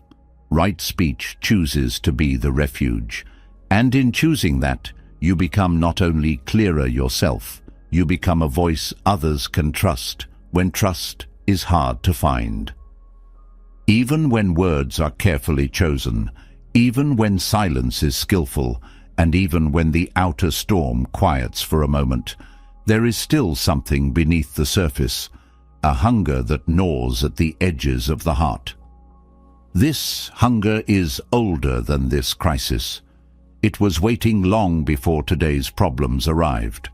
It is the craving for more, the fear of not enough, the deep-seated belief that something is missing, and that something must be found or fixed immediately. This inner hunger has many faces.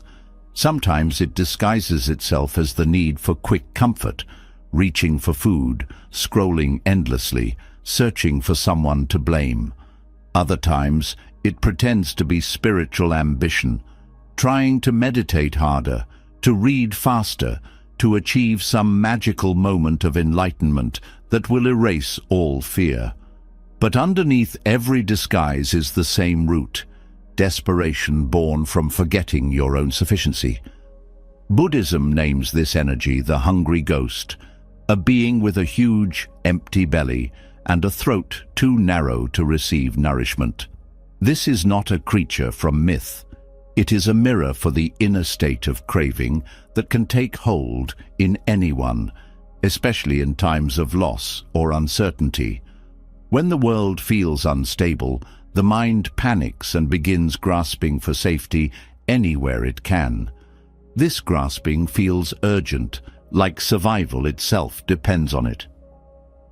But it is a trick of the craving mind. This is not your fault. It is how the mind has been conditioned by lifetimes of seeking security outside itself. Every advertisement, every cultural message, every personal fear has taught you to believe peace comes from getting what you want, fixing what feels wrong, and protecting what you already have. This constant reaching trains the mind to live in hunger, even when nothing is missing. In times of actual crisis, this ancient hunger wakes up louder than ever. The hungry ghost feeds on fear, fear of losing what you love, fear of being left out, fear of being seen as weak, fear that you will never be enough. And once the ghost awakens, it starts running the show. It grabs for distraction. It demands answers.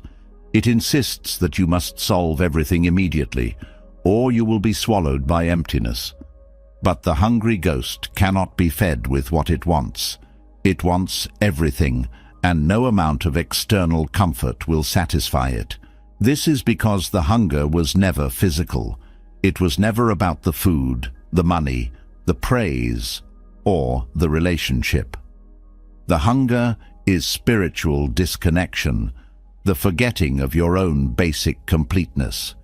It is the belief that you are fundamentally lacking and that something outside yourself can fill the hole. This forgetting is especially easy in times of loss, because loss exposes the rawness of human vulnerability. It is tempting to believe that if you could only replace what was lost, the job, the relationship, the security, then peace would return. But this is exactly the ghost's game. It keeps the mind chasing one external fix after another, always promising relief just over the next horizon. And each time relief does not last, the craving grows deeper. Taming this ghost does not mean crushing desire or pretending you have no needs. It means seeing through the ghost's illusions, understanding that the hunger it feeds on is a misunderstanding of what you truly are. You're not lacking. You're not incomplete. Even in grief, even in fear, even in chaos, you are already whole. But this wholeness cannot be grasped. It can only be remembered by turning directly toward the hunger itself. This turning toward is the opposite of what the craving mind wants. It wants escape. It wants distraction. But Buddhist practice offers something deeper, the invitation to sit right inside the hunger without trying to solve it. This sitting is not passive. It is a radical act of trust. The trust that if you meet the hungry ghost with awareness, instead of feeding it with craving, something will shift. What shifts is not the outer world. It is your relationship to the hunger itself. You begin to see that the feeling of lack is not a personal flaw. It is a passing weather pattern in the mind. It does not define you. It does not own you. It does not need to be obeyed. When you stop feeding the ghost with endless grasping, the ghost begins to shrink. This shrinking does not happen instantly. The hungry ghost has been part of your inner landscape for so long, it feels like who you are. It whispers that without constant wanting, you will disappear. But as you meet it with awareness, not pushing it away but seeing it clearly, you realize the ghost was never you. It was a habit of mind, a survival strategy from long ago that no longer serves you. This is where compassion comes in.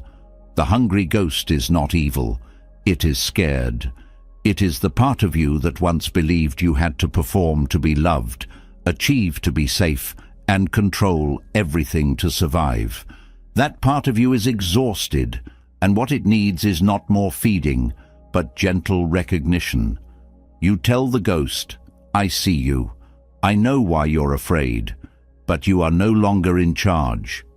This inner dialogue softens the ghost's grip. Instead of reacting to every craving as if it is urgent truth, you create space. The space to choose differently. You stop. When the craving mind relaxes, you begin to taste something the ghost could imagine. Contentment in the middle of imperfection. You realize you do not need to fix every problem before you can breathe again. You do not need to secure every future outcome before you can feel safe again. You do not need anyone else to validate your worth before you remember your own goodness. This contentment is not complacency. It is freedom from desperate needing. It is the kind of ease that arises not because life is perfect, but because you have stopped demanding perfection from life. The hungry ghost doesn't understand this kind of ease because it is built on presence instead of possession. It comes from tasting your own completeness directly, rather than trying to collect it from external sources. Taming the hungry ghost also frees your relationships. When you no longer treat others as suppliers of your missing pieces, you love them with less fear and more honesty. You stop clinging to them as sources of safety. You meet them as they are, whole humans, just like you, walking their own path of craving and release. This transforms love from a transaction into a shared presence. This clarity also transforms how you respond to collective crisis. When the hungry ghost runs unchecked, fear spreads like wildfire, fueled by desperation to control the uncontrollable. But when you meet your own craving mind with awareness, you become a stabilizing presence. Others sense it. They lean toward your calm because it reminds them of their own hidden calm. This is why taming the hungry ghost is not just personal healing. It is a gift to the whole community. Every time you interrupt the cycle of craving and panic inside yourself, you reduce the collective weight of human desperation. Every time you meet your own hunger with kindness instead of grasping, you contribute to a world that knows desire does not have to drive every action. This is the heart of Buddhist wealth, the wealth of knowing nothing is missing. It does not mean you stop working for justice or comfort or safety. It means you work without desperation, from the ground of inner sufficiency instead of inner lack. This changes the quality of every action.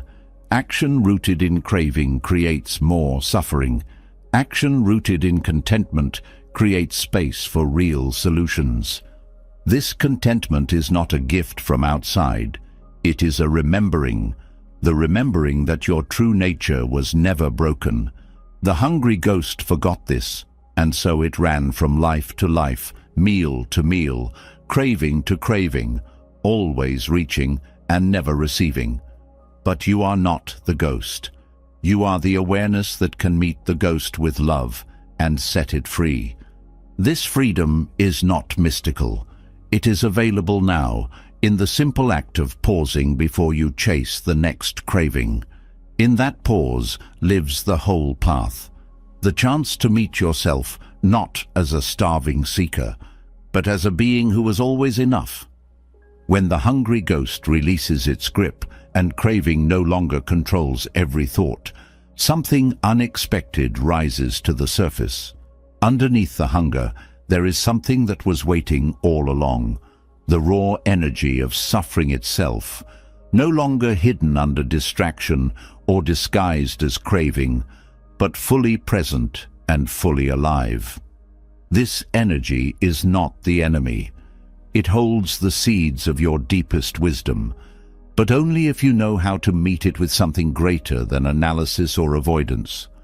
In the Buddhist world, suffering is not seen as a mistake to erase or a punishment to endure. It is understood as a teacher waiting to be honored.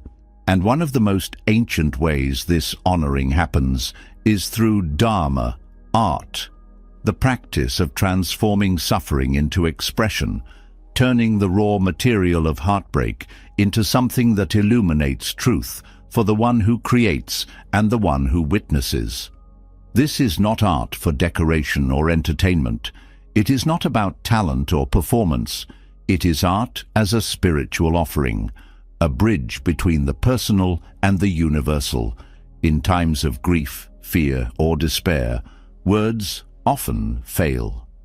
The mind does not know how to explain what the heart feels, but art, poetry, chant, dance, and ritual allow the unspeakable to find shape, giving suffering a body it can move through, and in that movement, something opens.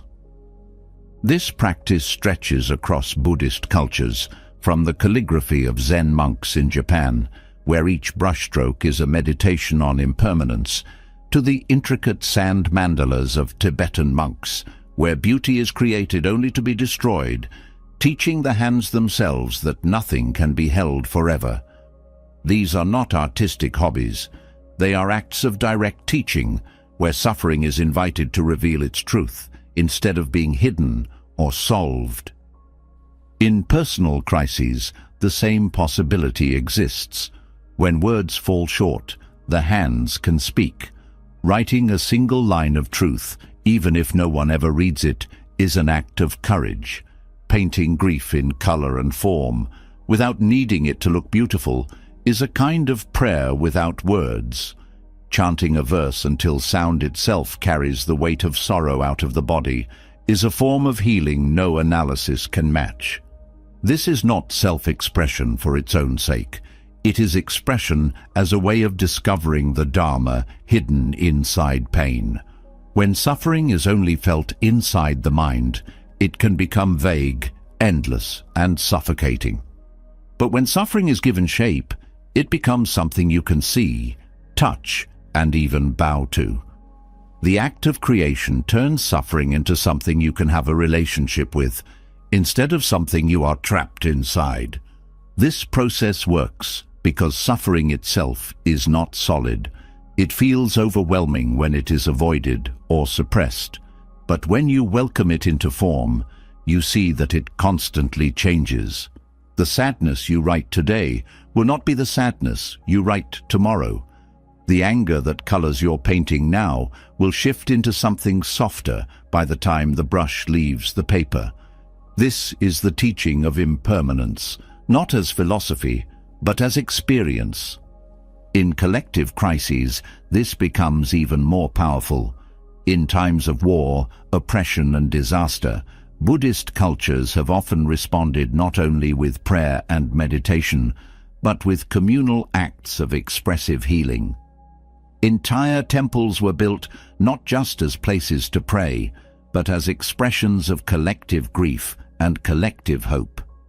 Each carving, each painted wall, each rhythmic chant carried the weight of suffering and transformed it into beauty, not to deny the pain, but to give it a place to rest. This does not erase injustice. It transforms the energy of despair into the energy of wisdom. It teaches that even in suffering there is creative power. Even when everything is lost, something can still be offered. This is why Buddhist art is so often born from monastic communities that understood hardship intimately: exile, persecution, famine. The art that emerged was not from comfort. It was from the heart's refusal to let suffering be the final word. On a personal level, this means the moments when you feel most powerless are the moments when you are most invited to create something, not to distract yourself, but to let suffering show you what it has come to teach. This might mean writing a letter to the fear itself, addressing your pain directly instead of talking about it in the third person. It might mean creating a personal ritual, lighting a candle each morning not to escape the grief, but to bow to it with respect. This is the opposite of numbing out. It is a radical act of presence, the refusal to turn away even when turning away feels easier. This is why many Buddhist cultures teach that the hands must practice as much as the mind, because the hands know how to carry suffering differently than thoughts do. The hands know how to make offerings even when the heart breaks. This is why ritual is also part of Dharma art. When monks chant for the dead or write prayers for the sick, they are not pretending they can control fate. They are giving form to love, turning inner care into outer action. This outer action calms the inner storm, because the heart knows it has done what it could, not to fix the world, but to offer beauty and truth back to it. This offering does not require anyone to see it. The sand mandala is swept away. The calligraphy scroll is burned. The chant dissolves into silence. This impermanence is the point. The art does not need to last to be meaningful. Its purpose is to teach the heart how to meet suffering with creativity instead of collapse. The heart learns to express what cannot be solved. This changes your relationship with hardship. When you know that every feeling, no matter how raw, can be given shape and offered, You stop fearing your own heart. You stop thinking pain must be hidden until it's gone. You see pain as material for awakening, not because suffering is beautiful, but because meeting suffering creatively reveals hidden beauty. This creativity is not about skill. It does not matter if the poem is perfect, if the chant is in tune, if the painting looks good. This is not art for praise. It is art for truth. A way of saying to yourself, this is what I feel. This is what I know. This is what life is right now. That truth is the medicine, because suffering grows heavier when it is unnamed and unseen. When you bring it into form, even the heaviest grief begins to breathe. This also softens the fear of future suffering. When you know you have the tools to meet pain creatively, you no longer dread it in the same way. You trust your hands to hold it. You trust your voice to carry it. You trust that no matter how deep the sadness, there is always a way to honor it. This trust does not erase fear, but it gives you confidence to meet life directly. This is why Buddhist cultures do not separate art from practice. The brush becomes the teacher. The chanting becomes meditation. The poem becomes a dharma talk you give to yourself. Expression and awakening become the same path. The path of turning everything, even suffering, into an offering back to life itself. This understanding means even the most private acts of expression, writing in your journal, arranging flowers for no one to see, are part of the path. They are not indulgent. They are necessary acts of remembering. Remembering that suffering is not the end of the story. It is the raw material from which wisdom is carved. This does not mean glorifying pain. It means trusting that pain can be worked with, that nothing you feel is too ugly or too broken to offer. Every feeling, when given space and form, becomes part of the sacred dialogue between self and truth. And this dialogue is the real art, the art of living awake inside a world that will always break your heart, and still choosing to create something beautiful from the pieces. The hands know what the mind forgets. You were born to offer something, even if that something is just the truth of your own experience, given shape in whatever way feels real. This is not performance. It is prayer without words. It is healing without hiding. It is transforming suffering not by removing it, but by giving it back to life as a gift of honesty. Once suffering has been given shape through creation, and the heart has learned that even its darkest moments can become offerings of truth, another question quietly rises. After the art is complete and the ritual ends, how do you walk forward? Life does not pause for healing to finish. The world keeps moving, and crises keep unfolding. What do you carry with you to meet what comes next? In Buddhism, there is no separate survival kit for hard times and gentle times. There is only the path itself, and at the heart of this path are the 6 paramitas, 6 qualities that are not abstract ideals, but practical survival skills for the soul. They are not just virtues to admire. They are tools to use when life burns.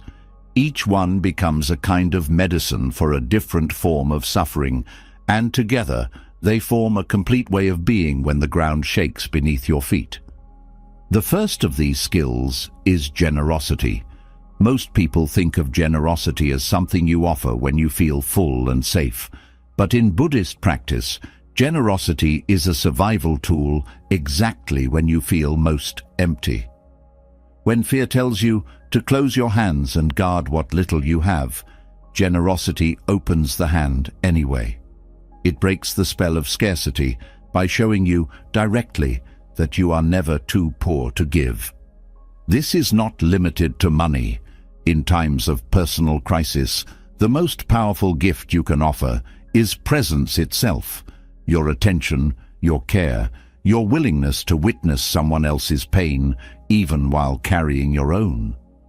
Generosity becomes the antidote to isolation, because when you offer even a small kindness, you remember you still have something to give. And this breaks the inner story that says you are powerless. This giving is not self-sacrifice. It is a reclaiming of your own capacity to affect the world, even when you cannot control your own life. It shifts the inner focus from what is missing to what can I offer right now? And in that shift, the mind tastes freedom, not because problems disappear, but because you are no longer a prisoner of your own fear. The second skill is morality. In times of fear, morality can feel like a luxury, something you follow when life is easy. But morality is not about rules for rules' sake. It is the art of protecting your own dignity when the world feels out of control. Crisis often triggers desperation, and desperation leads to cutting corners, saying things you don't mean, treating people like enemies, justifying actions you would regret in calmer times. Morality guards you from losing yourself when the pressure rises. This guarding is not rigid or judgmental. It is self-respect in action. It is the decision to hold your values, especially when life tempts you to throw them aside. When you stay honest in moments where lying would be easier. When you choose care over cruelty even in anger. You are not only protecting others, you are protecting your own sense of who you are. And this sense of inner dignity becomes a kind of armor, the knowledge that even if you lose everything, you did not betray yourself. The third skill is patience, but not the passive patience of waiting for the storm to pass. This is active patience, the ability to stay present inside the storm without demanding it end on your schedule. It is the courage to stand in discomfort without trying to force relief. In crisis, the mind wants quick solutions. It wants problems solved immediately, so tension can dissolve.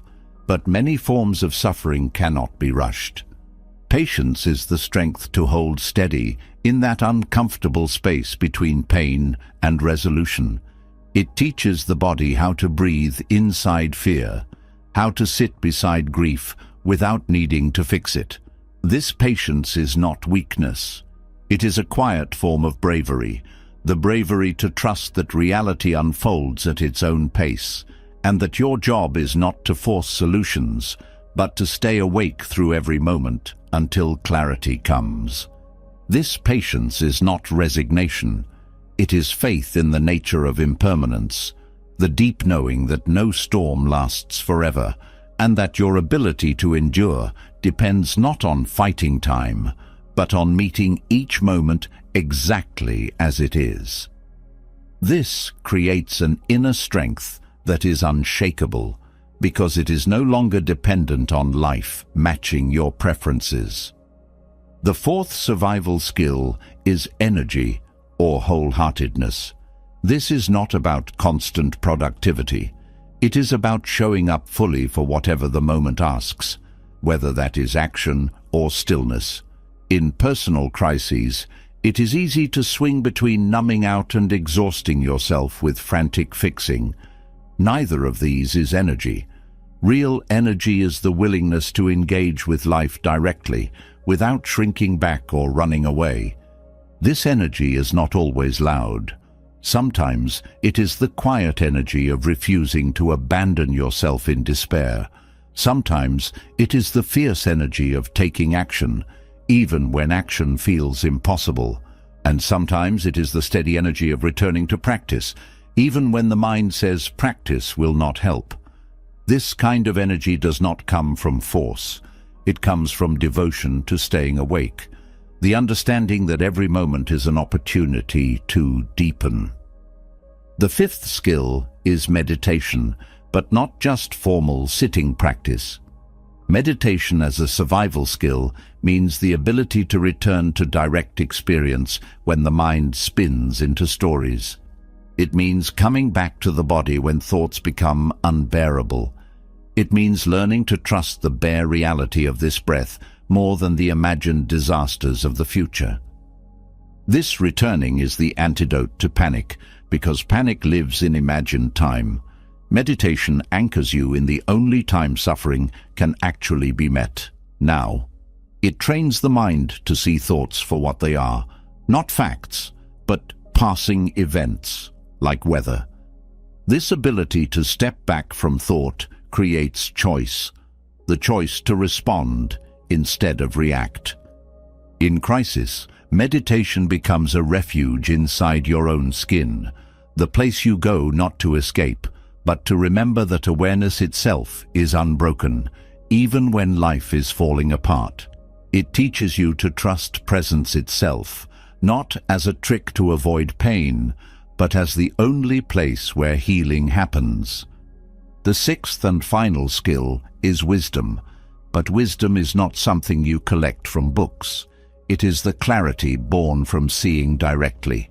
In times of suffering, wisdom means understanding what causes more suffering and what causes less. It means seeing through the illusions that suffering magnifies, the illusion of permanence, the illusion of separateness, the illusion that controlling the outer world will calm the inner one.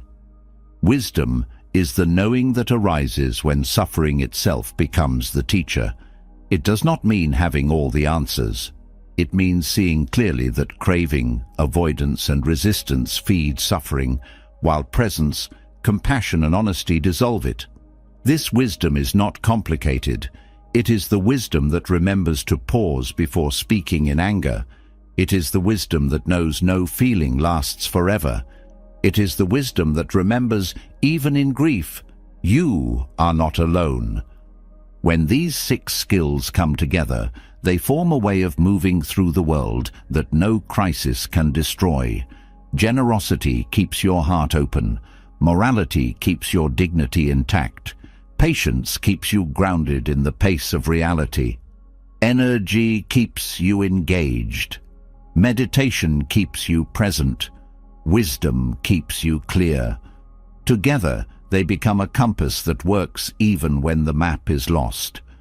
These skills are called paramitas, perfections, not because you must master them perfectly, but because they lead to the perfection of your human potential.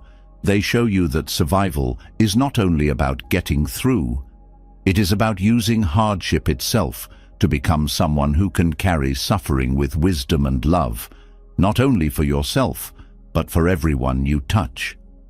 These are not skills for monks alone. They are the birthright of every human heart that longs to live awake, even when life hurts. They are the survival kit already inside you, waiting to be unpacked, not as theories, but as the way you meet today. Even when you carry the wisdom of the paramitas in your heart, there are times when stillness itself becomes too heavy to hold. The body remembers things the mind has not yet faced, and grief begins to live in the muscles, the bones, the breath. No amount of understanding or insight can release the weight that has settled deep into the body's memory. In these times, when sitting with grief feels like drowning inside it, the body must do it. This is why Buddhist traditions do not teach healing only through silent sitting. They also teach walking meditation, not as a secondary practice, but as a path for the body to process what the heart cannot yet name. Walking meditation is not exercise. It is not a method for relaxation or distraction. It is a pilgrimage without a destination, a way of meeting sorrow step by step, allowing grief to move through the body instead of getting trapped inside it. Grief is not only emotional, it is physical. It arrives in tightness across the chest, in the collapsing of posture, in shallow breath, in the heaviness of limbs that no longer want to carry you forward. The body itself carries the memory of every loss, even the ones the mind has tried to forget. Walking meditation offers the body a way to speak, a way to release what cannot be released through thought alone. In Buddhist cultures, walking meditation is often done in circles or along simple paths, not because the outer landscape matters, but because the movement itself mirrors the path of life, step by step, breath by breath, moving forward without knowing exactly where you are going. This is the essence of grief itself. It has no map. It does not follow a straight line.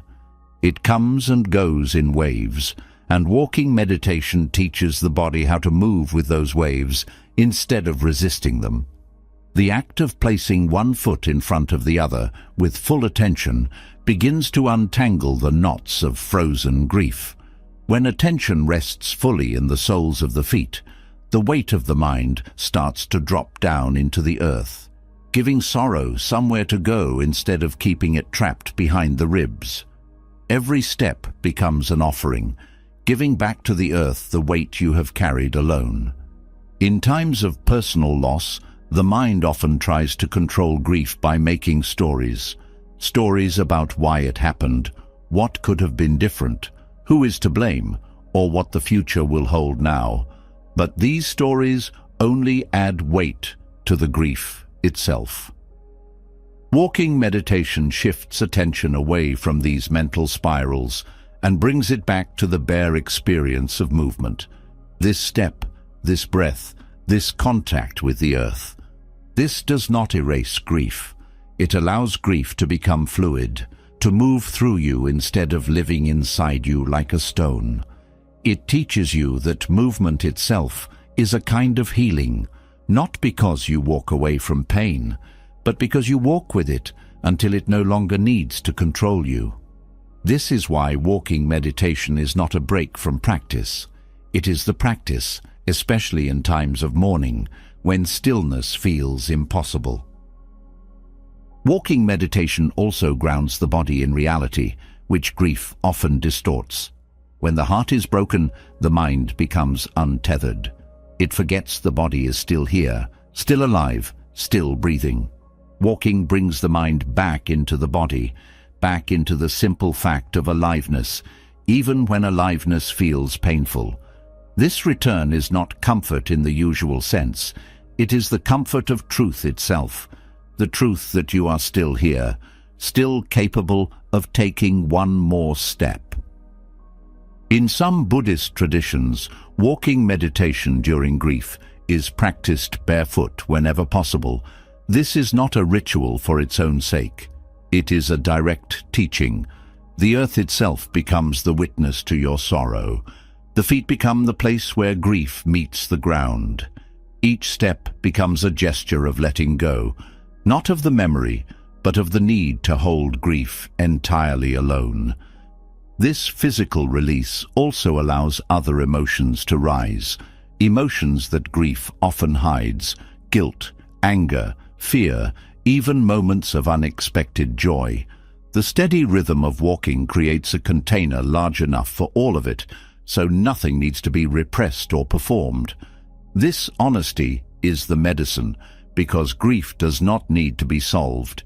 It needs to be witnessed without shame. Walking meditation also teaches the body to trust time again. After loss, time itself feels dangerous. The future feels empty. The past feels like a wound. But walking teaches time only exists as this step, this breath. And within that step, you are safe enough to grieve. This is not about moving on. It is about moving with, learning to carry sorrow in motion instead of trying to lock it away. This motion is not aimless. It follows the oldest spiritual truth, that the path itself is the healing. There is no end point where you are finally free of grief. There is only the willingness to keep walking, to let sorrow move at its own pace, to let each step become an act of remembrance and release at the same time. This dissolves the illusion that grief must end before life can continue. Instead, life and grief walk together.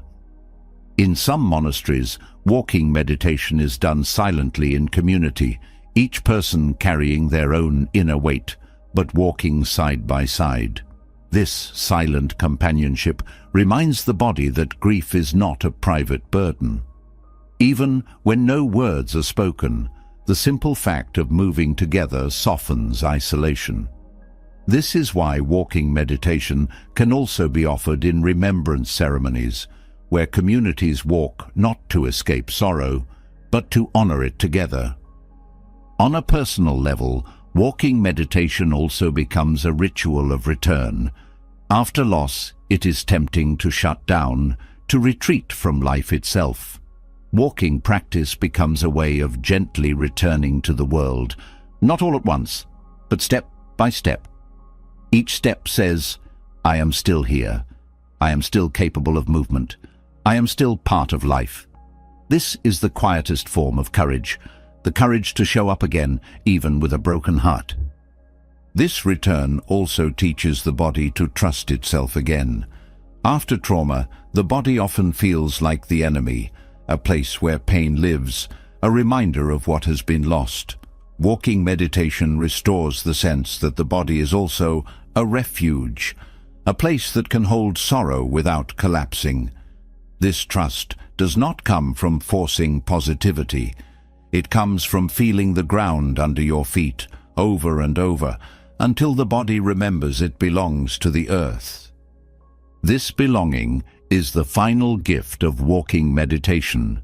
Grief often makes you feel separate from life itself, cut off from the living, from beauty, from meaning. But walking brings you back into the fabric of the world, where your breath joins the wind, your steps touch the same earth that holds all ancestors, and your movement becomes part of the ancient rhythm of loss and renewal that every being walks through. This is why Buddhist cultures do not treat walking meditation as a small practice. It is recognized as a form of pilgrimage, not to a distant temple, but to the very heart of your own grief, your own healing, your own unbreakable belonging to life itself. Each step is both ordinary and sacred. Ordinary because it is just walking, sacred because it is the body praying without words, asking for nothing except the courage to keep moving. This courage is not about fixing grief. It is about allowing grief to walk beside you without fear. It is about learning that sorrow does not need to be hidden to be carried well. It is about seeing that your heart can break and your feet can still walk, and that both are part of the same truth. The truth that to be human is to lose and love over and over, until walking itself becomes a kind of praise for everything you have ever held and lost. This praise does not need to be loud. Each quiet step is enough. Each step says, I will not run from this pain. I will not rush to solve what cannot be solved. I will walk with care. I will breathe with honesty. I will trust the earth to hold what is too heavy for me alone. This is how grief becomes pilgrimage, a journey not away from pain, but directly through it, until the heart remembers that even in loss, it still belongs to the earth, the sky, and the path that carries every being home. Even after the body has walked the weight of grief into the earth, even after the feet have carried sorrow step by step into daylight, there remains one truth waiting quietly beneath all others, the truth that everything, including this life, including this very body, will one day come to an end. Most people know this truth somewhere in the back of the mind, but they keep it locked away, treating it like a shadow to avoid instead of a teacher to welcome. In Buddhist practice, avoiding this truth is seen as one of the most dangerous forms of forgetting. It leaves the heart vulnerable to shock each time life takes something away, each time change arrives, each time loss knocks on the door. When death remains a distant concept, every hardship feels personal, as though suffering itself is some kind of mistake, instead of the natural consequence of holding on to what was always destined to pass. This is why Buddhist practice does not avoid death. It brings it into clear view. Maranasati, the practice of death contemplation, is not a dark obsession. It is a direct and tender facing of reality, until the mind can no longer pretend that life owes you a certain number of years, or a certain type of outcome, or a future free from endings. Facing mortality is not about giving up. It is about waking up to what matters when every illusion of permanence is stripped away. This facing is not theoretical. It means remembering every day that the breath you are taking right now could be the last one. This body, which feels so solid, is constantly moving toward its final letting go. Each heartbeat is one step closer to the last. Far from being morbid, this remembrance frees the heart. It shatters procrastination. It dissolves the arrogance of assuming you have time to waste. It reminds you that this moment is precious, because it will not come again. This understanding changes how you meet every hardship. When you truly know life is fleeting, you no longer treat difficulty like a punishment to endure. You see it for what it is, part of the fleeting beauty of being alive. Even pain becomes part of the gift when you realize that one day, even pain will be taken from you. This does not make pain enjoyable, but it does make it bearable, because nothing, not even suffering, lasts forever. This is why Buddhist teachers compare life to a bubble on water, brief, shimmering, fragile, and already vanishing. This truth is not meant to scare you. It is meant to wake up the tenderness inside you. The part that knows every moment with someone you love is a temporary miracle. The part that understands even your own breath is borrowed. This tenderness is the birthplace of courage. The courage to live fully while you can, not because you expect life to stay the same, but because you know it will not. This courage is not about fearlessness. It is about seeing fear clearly and understanding where it comes from. Fear clings to life because it believes life belongs to you. But Maranasati dissolves this illusion. Life was never yours to keep. It's a gift on loan, and the fact that you will lose it makes every moment of it shine brighter. This is why those who deeply contemplate death do not become hopeless. They become kinder, more awake, and less willing to waste even 1 hour on hatred or greed. This is also why death contemplation is a source of forgiveness.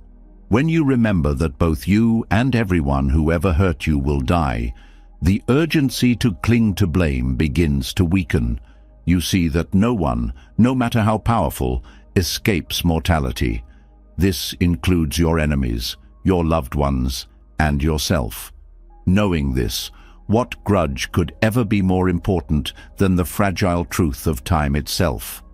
This does not mean pretending harm does not matter. It means seeing that time will take all of us, and understanding that holding hatred inside your own heart only wastes the brief time you have left. Maranasati is not only about your own death. It is about seeing that everyone is walking toward the same ending, whether they admit it or not. This shared fate dissolves the illusion of separation, because no one is spared. This contemplation also frees you from the tyranny of perfectionism. When you truly know death is coming, you no longer postpone life until you feel perfect, until you are fully healed, until you have everything figured out. You understand there is no time for such delays. Life is not waiting for you to become flawless. It is happening now, and every breath you spend waiting for a better version of yourself is a breath lost forever.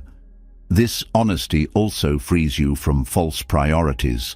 When you realize you could die tonight, the endless chase for external validation feels suddenly ridiculous.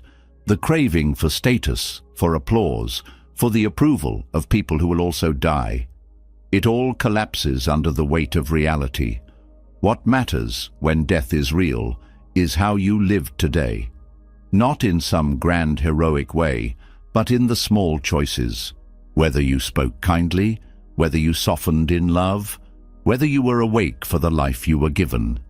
This is why many Buddhist traditions meditate in graveyards or keep skulls on the altar, not out of morbid fascination, but to remember what is true.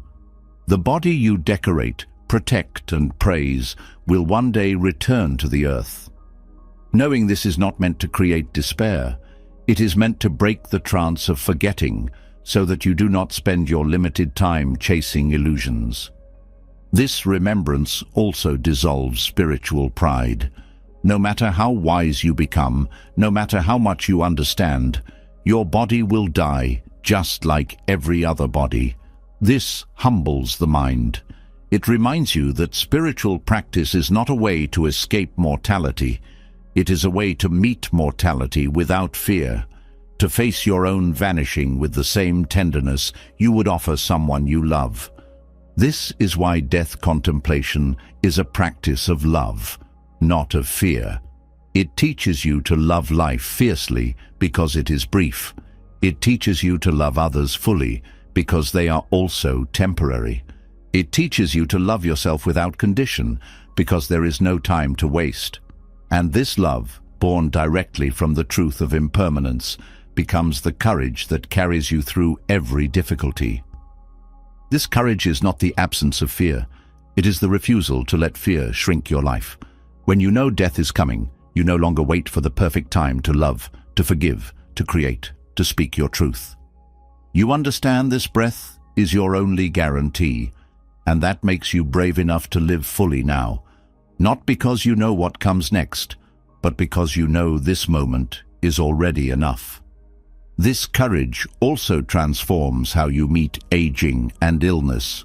When death is denied, aging becomes a source of terror. When death is contemplated daily, aging becomes an invitation, a reminder that every line on your face is a mark of having lived. Every ache in the body is a teacher pointing toward letting go. You stop seeing aging as failure and start seeing it as the final teaching, the teaching that nothing stays and that the beauty of life is inseparable from its fleeting nature. This understanding also softens attachment to identity. When you know death will take not only your body, but every role you ever played, you stop clinging so tightly to who you think you are. You become freer to change, freer to release old stories, freer to meet each moment as new. This flexibility makes you resilient, because when identity is not a prison, change is not a threat. Maranasati also dissolves the fear of failure. When death is real, failure loses its teeth. You understand the real failure is not losing or making mistakes. The real failure is never having shown up fully for your life. With death at your side, you stop waiting for permission to live boldly. You stop holding back your love. You stop shrinking to fit someone else's idea of safety. Because what do you have to lose when everything is already passing? This freedom, born from remembering death, becomes the doorway to real life. Not life postponed until conditions improve, but life lived now, heart open, awake, and unafraid to vanish, because you already made peace with the vanishing itself. When you face your own mortality directly and stop running from the truth that everything you hold will one day dissolve, there is a silence that follows. It is the silence of understanding that there is nowhere left to hide and no illusion left to lean on. This silence can feel like freedom, but it can also feel like standing on the edge of a cliff with no railing, staring into a vastness too large for the heart to hold. It is in this silence, when the old comforts no longer work and the mind can no longer pretend to be in control, that the need for refuge becomes clear. The word refuge is often misunderstood. It is not escape. It is not a place to hide from reality. In Buddhist practice, refuge means a source of safety that does not depend on outer circumstances. It means something you can turn toward when life itself feels unbearable, not to numb out, but to be reminded of what does not break, even when everything else falls apart. This kind of refuge is not found in possessions or even in personal strength. It's found in the three jewels, the Buddha, the Dharma, and the Sangha. Taking refuge in the Buddha does not mean worshipping a historical figure.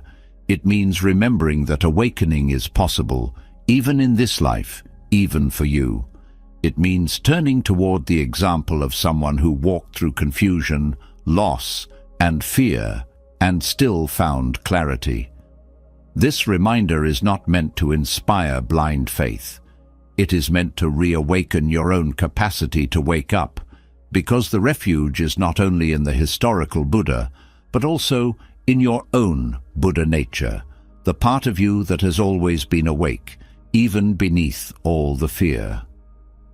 This is why refuge in the Buddha is both external and internal. Externally, you remember there was once a human being, born into a world filled with suffering, who learned to meet that suffering with such complete understanding that his fear dissolved at the root. That memory becomes a mirror, showing you what is possible. Internally, you remember that the same potential exists in you, not as a belief, but as a living seed beneath every layer of confusion. This internal refuge becomes essential during collapse, because personal collapse is exactly the moment when the mind forgets what it is capable of, when grief, failure, illness, or loss tear apart your sense of identity. The small self panics.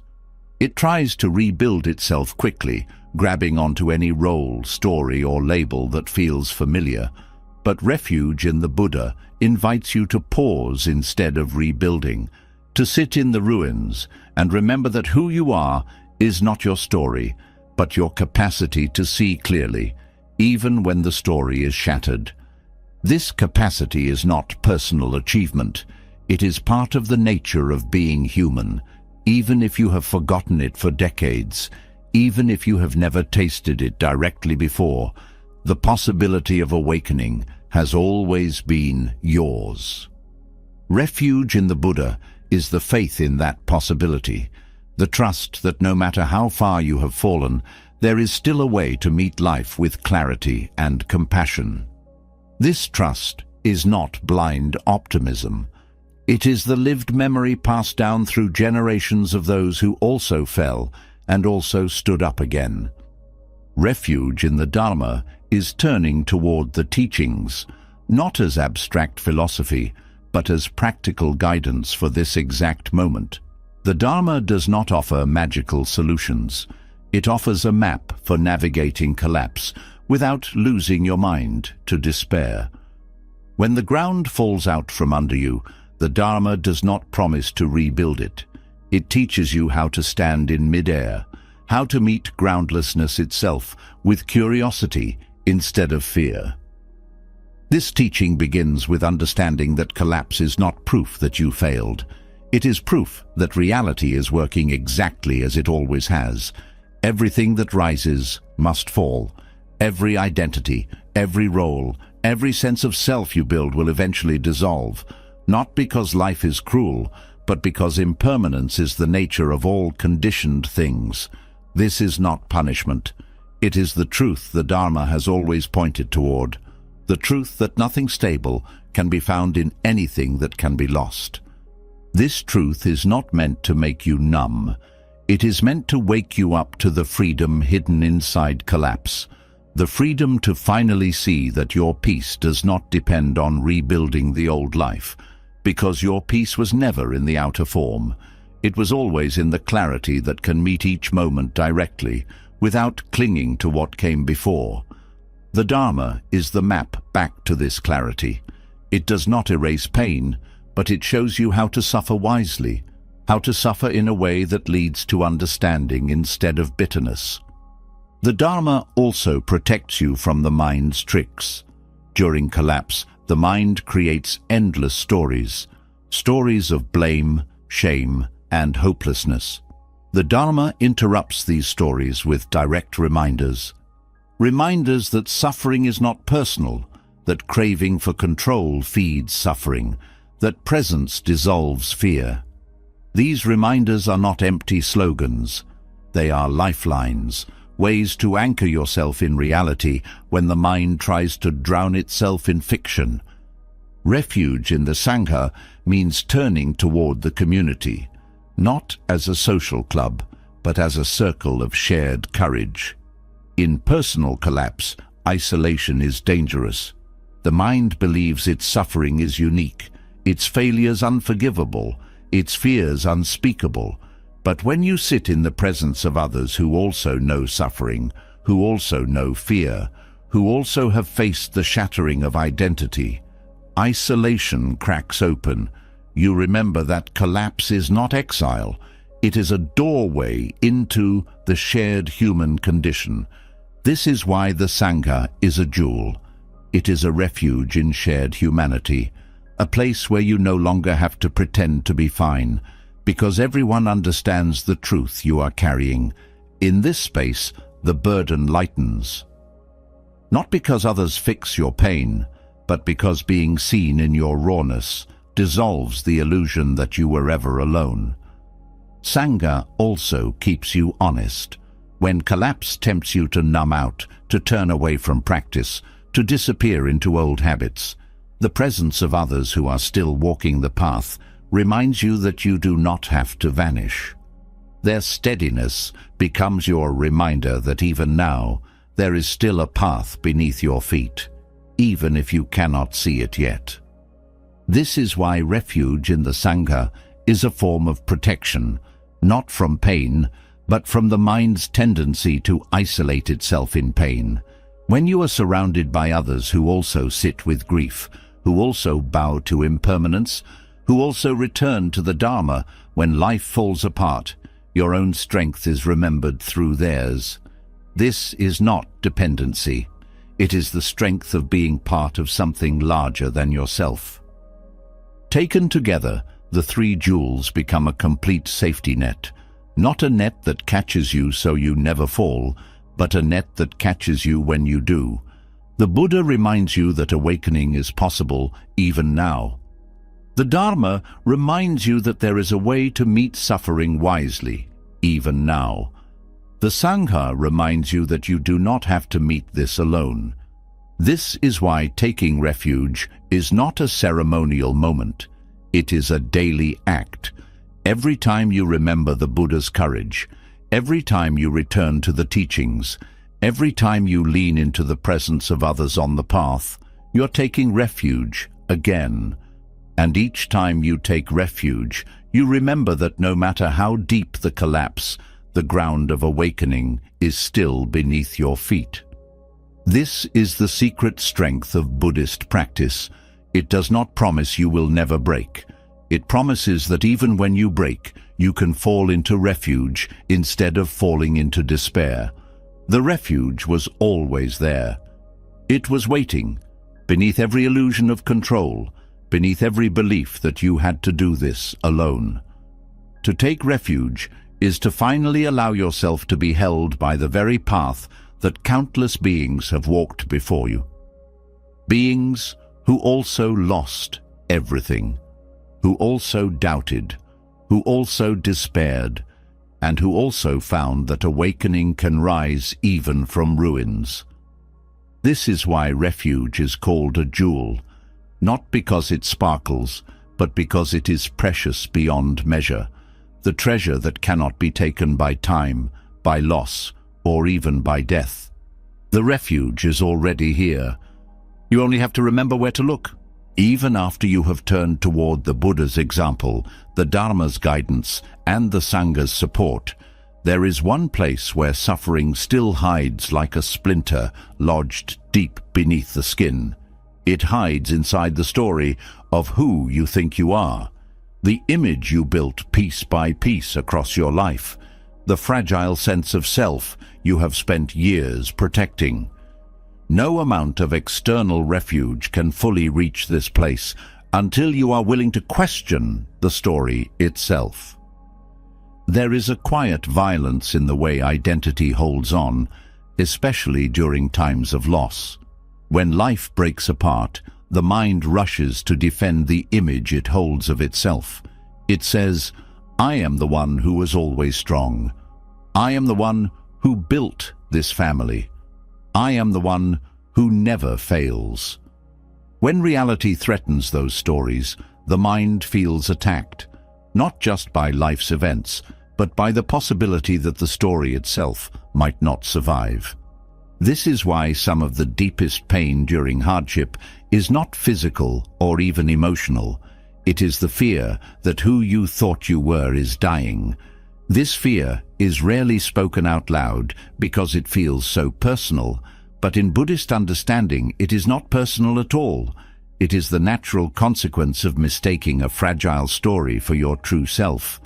When the outer world no longer reflects that story back to you, the mind panics. It thinks you are disappearing. But what is disappearing is only the illusion that you were ever a fixed identity. Buddhism names this illusion atta, or selfhood, the belief that somewhere inside this body and mind there is a solid person who exists independently, unchanged by time, separate from the flow of reality. This belief feels natural because it has been rehearsed every day since childhood, but it is the root misunderstanding that makes suffering feel so personal. When life threatens the identity you have built, the mind experiences it like a physical attack, because it does not know who you are without the story. This is where anatta, the teaching of non-self, becomes medicine.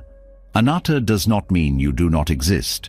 It means that what you call me is not a single solid thing. It is a constantly changing process, a river of thoughts, emotions, memories, habits, and conditions, all flowing together for a moment, then changing again.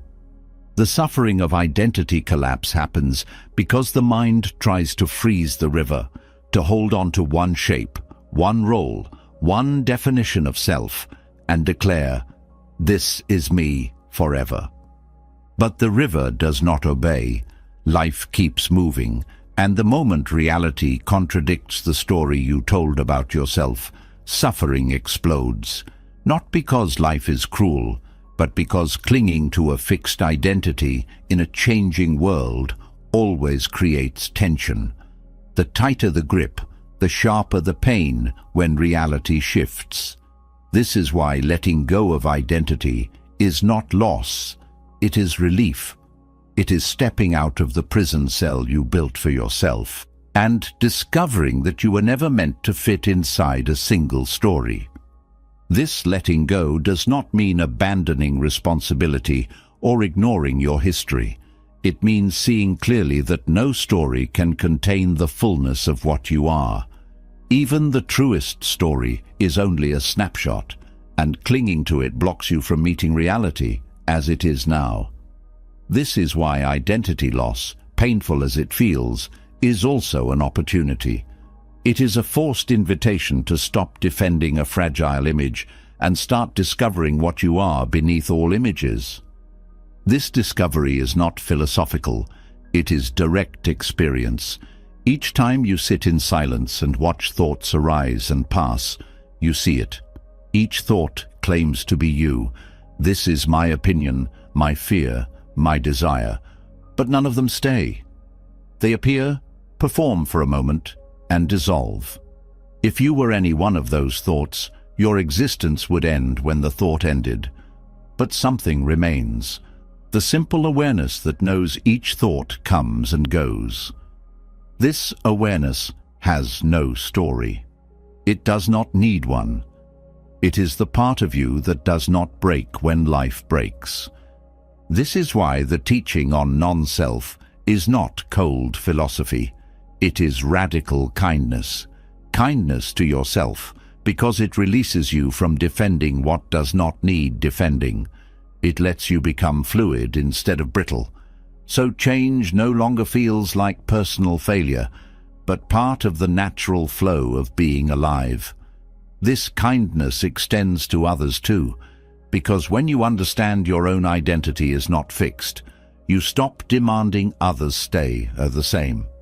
You stop punishing people for changing, because you understand change is what we all are. This fluidity becomes essential during personal collapse, because collapse dismantles identity by force. You lose the job, the role, the relationship, the health, the reputation, and each loss feels like losing a piece of yourself. But if you see through the illusion of fixed self, loss becomes something different. It becomes a stripping away of what was never truly you. This stripping hurts, but only because the mind believed the story was who you are. When identity is no longer clung to, loss still brings grief, but the grief does not become self-destruction. It is grief for what was shared, for what was meaningful, for what was real in its time. But it is not grief for your own existence, because existence was never tied to any single version of self. This is the freedom hidden inside non-self. It is not emptiness in the way the ego fears. It is fullness without boundaries. The understanding that you can be anything life calls for next, without needing to defend what came before. This also dissolves shame, because shame depends on believing in a fixed identity, the belief that you are permanently stained, permanently broken.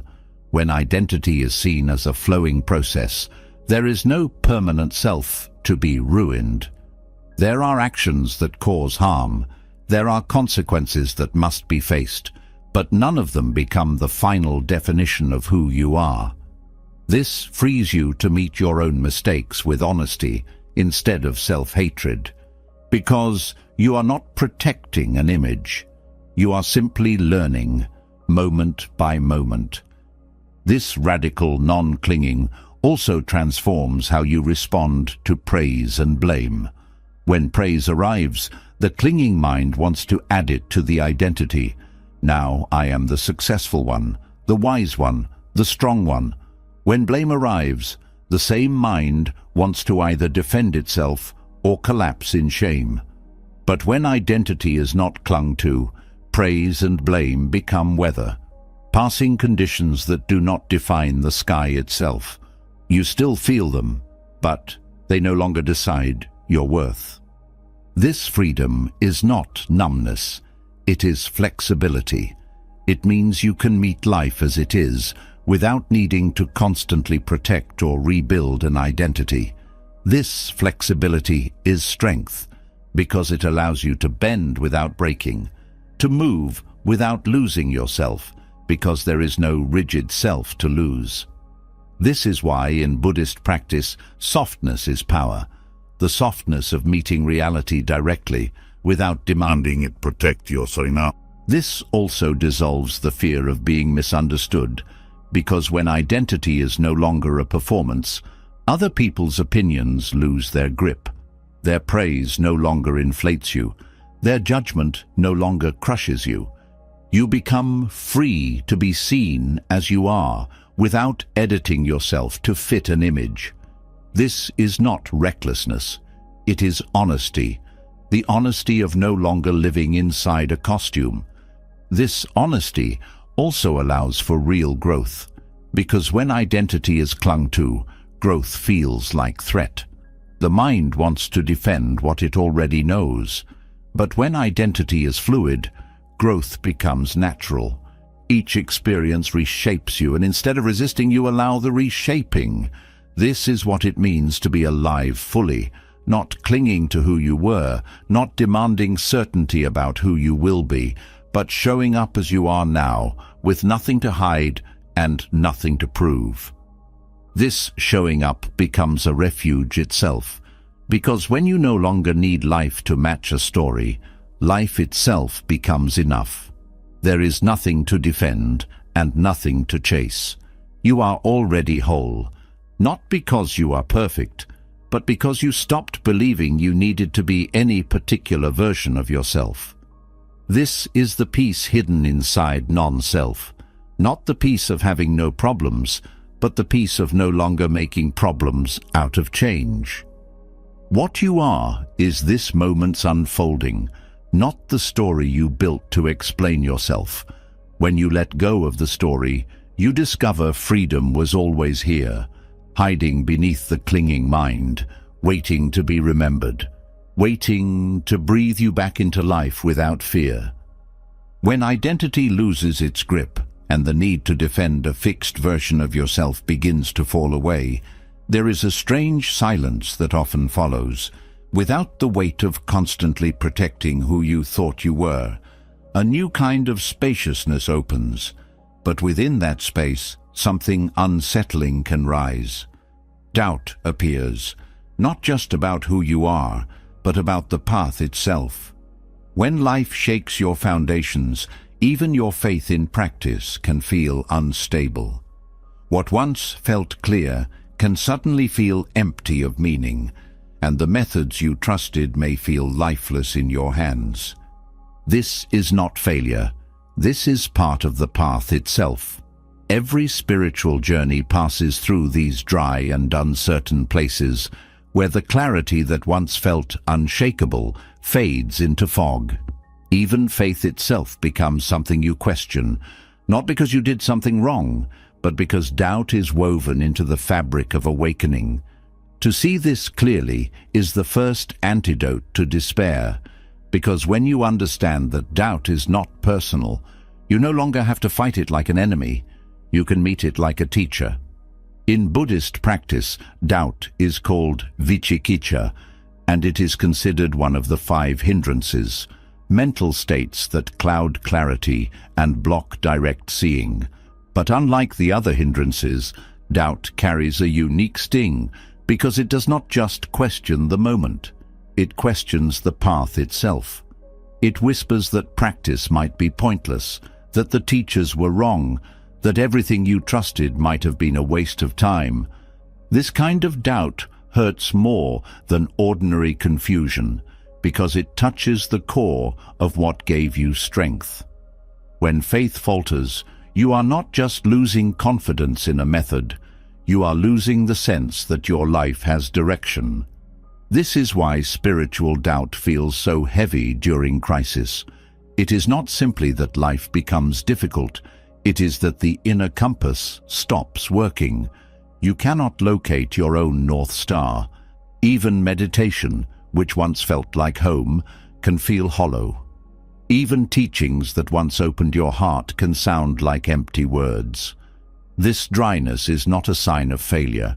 It is a doorway to deeper faith, but only if you are willing to stay with it, instead of running to quick replacements. This willingness begins by understanding that faith was never supposed to be blind belief. In Buddhist practice, faith is trust born from direct experience. It is not something you are told to have. It is something that grows each time you see for yourself that the teachings work, even if only for a moment. The purpose of practice was never to build a perfect faith that never doubts. The purpose was to create the conditions for doubt, to reveal its own truth. That truth is this: doubt is not your enemy. It is your longing for something real. It arises not because you are weak, but because you refuse to settle for shallow answers. It is the voice of your own sincerity, demanding something deeper than borrowed belief. This sincerity is painful because it burns through every comforting illusion. It forces you to ask hard questions. Why am I practicing? What do I really trust? Is there something here I can lean on even when life collapses? These questions are not distractions from practice. They are the practice. They strip away spiritual pretense and force you to meet the path without decoration. They dismantle the tendency to practice for results, to meditate for peace, to follow teachings for comfort. What is left, after every motive is exposed, is the bare willingness to meet reality as it is, even if reality offers no immediate reward. This is where faith becomes something much deeper than belief. It becomes faith in reality itself. Faith not that life will improve, but that you can meet life directly, even when it hurts, even when the path feels empty. This faith is faith in your own capacity to be present, not faith in specific outcomes. It is faith that awareness itself is enough, even if awareness reveals nothing but discomfort and silence. This shift from faith in what happens to faith in the capacity to meet what happens is what makes doubt transformative. It breaks the mind's attachment to using practice as a tool to get somewhere. It ends the bargaining mindset that says, if I meditate enough, life will feel better. It replaces all of that with a simpler faith. The faith that presence itself can hold whatever arises, even loss, even dryness, even doubt itself. This does not mean doubt disappears. It means you stop being afraid of doubt. You stop needing to resolve every question before you continue walking. You learn to walk with doubt beside you, treating it not as proof of failure, but as proof that you care deeply enough to question everything. This shift is what turns doubt into curiosity, not the anxious craving for answers, but the gentle willingness to ask without demanding immediate certainty. This gentle questioning softens the mind's panic. It creates space for something quieter to emerge. The understanding that faith was never about answers. It was always about the courage to stay present inside the mystery. This kind of faith outlives every collapse because it no longer depends on certainty. It is the faith that knows there is value in showing up, even when nothing makes sense. This shift also dissolves the craving for spiritual experiences.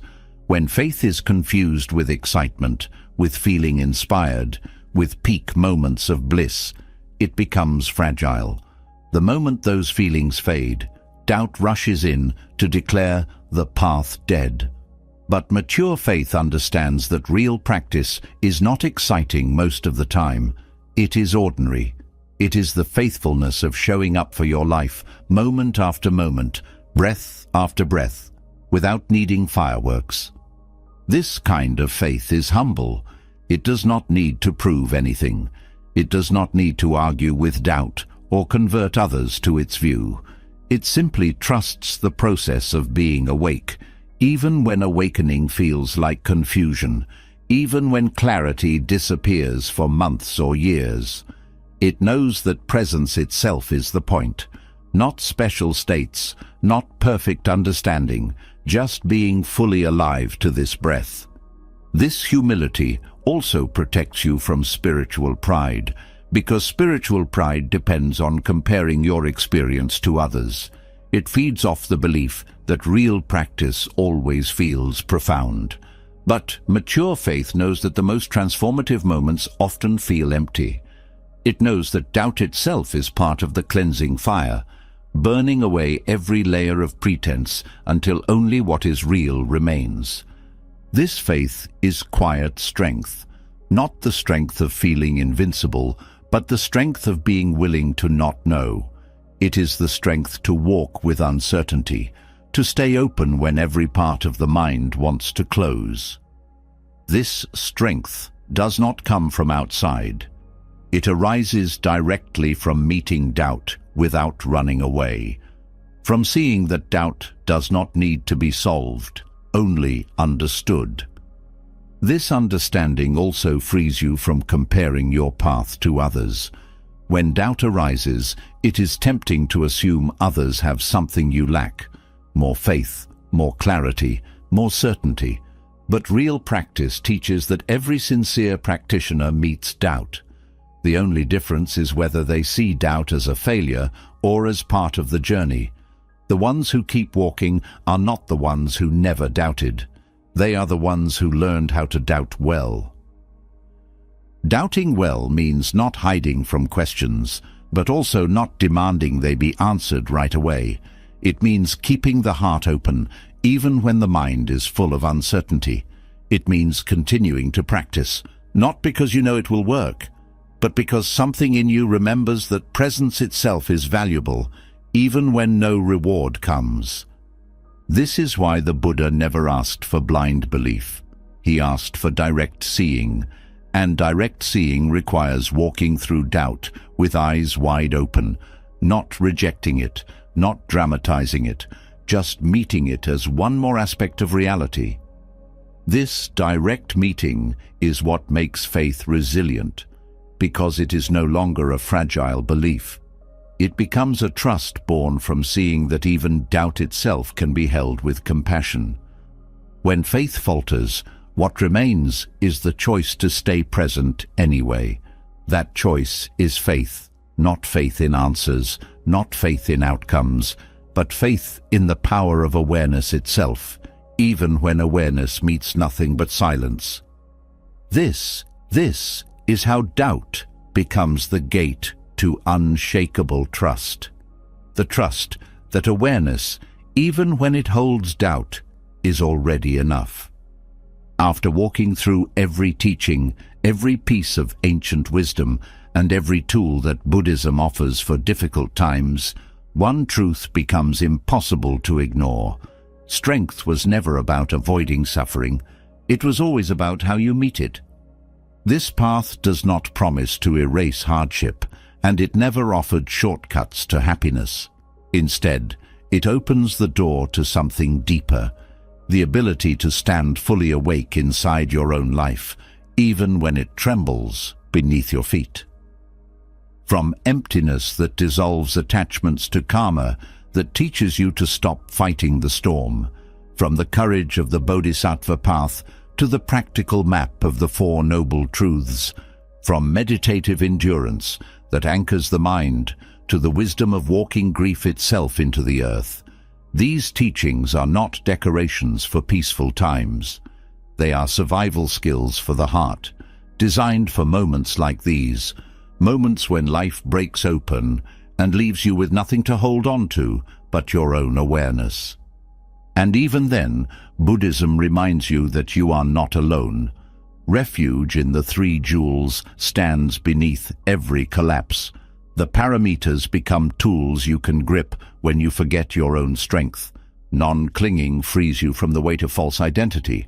Death contemplation strips away fear, and when faith falters, it is the path itself that gently guides you back.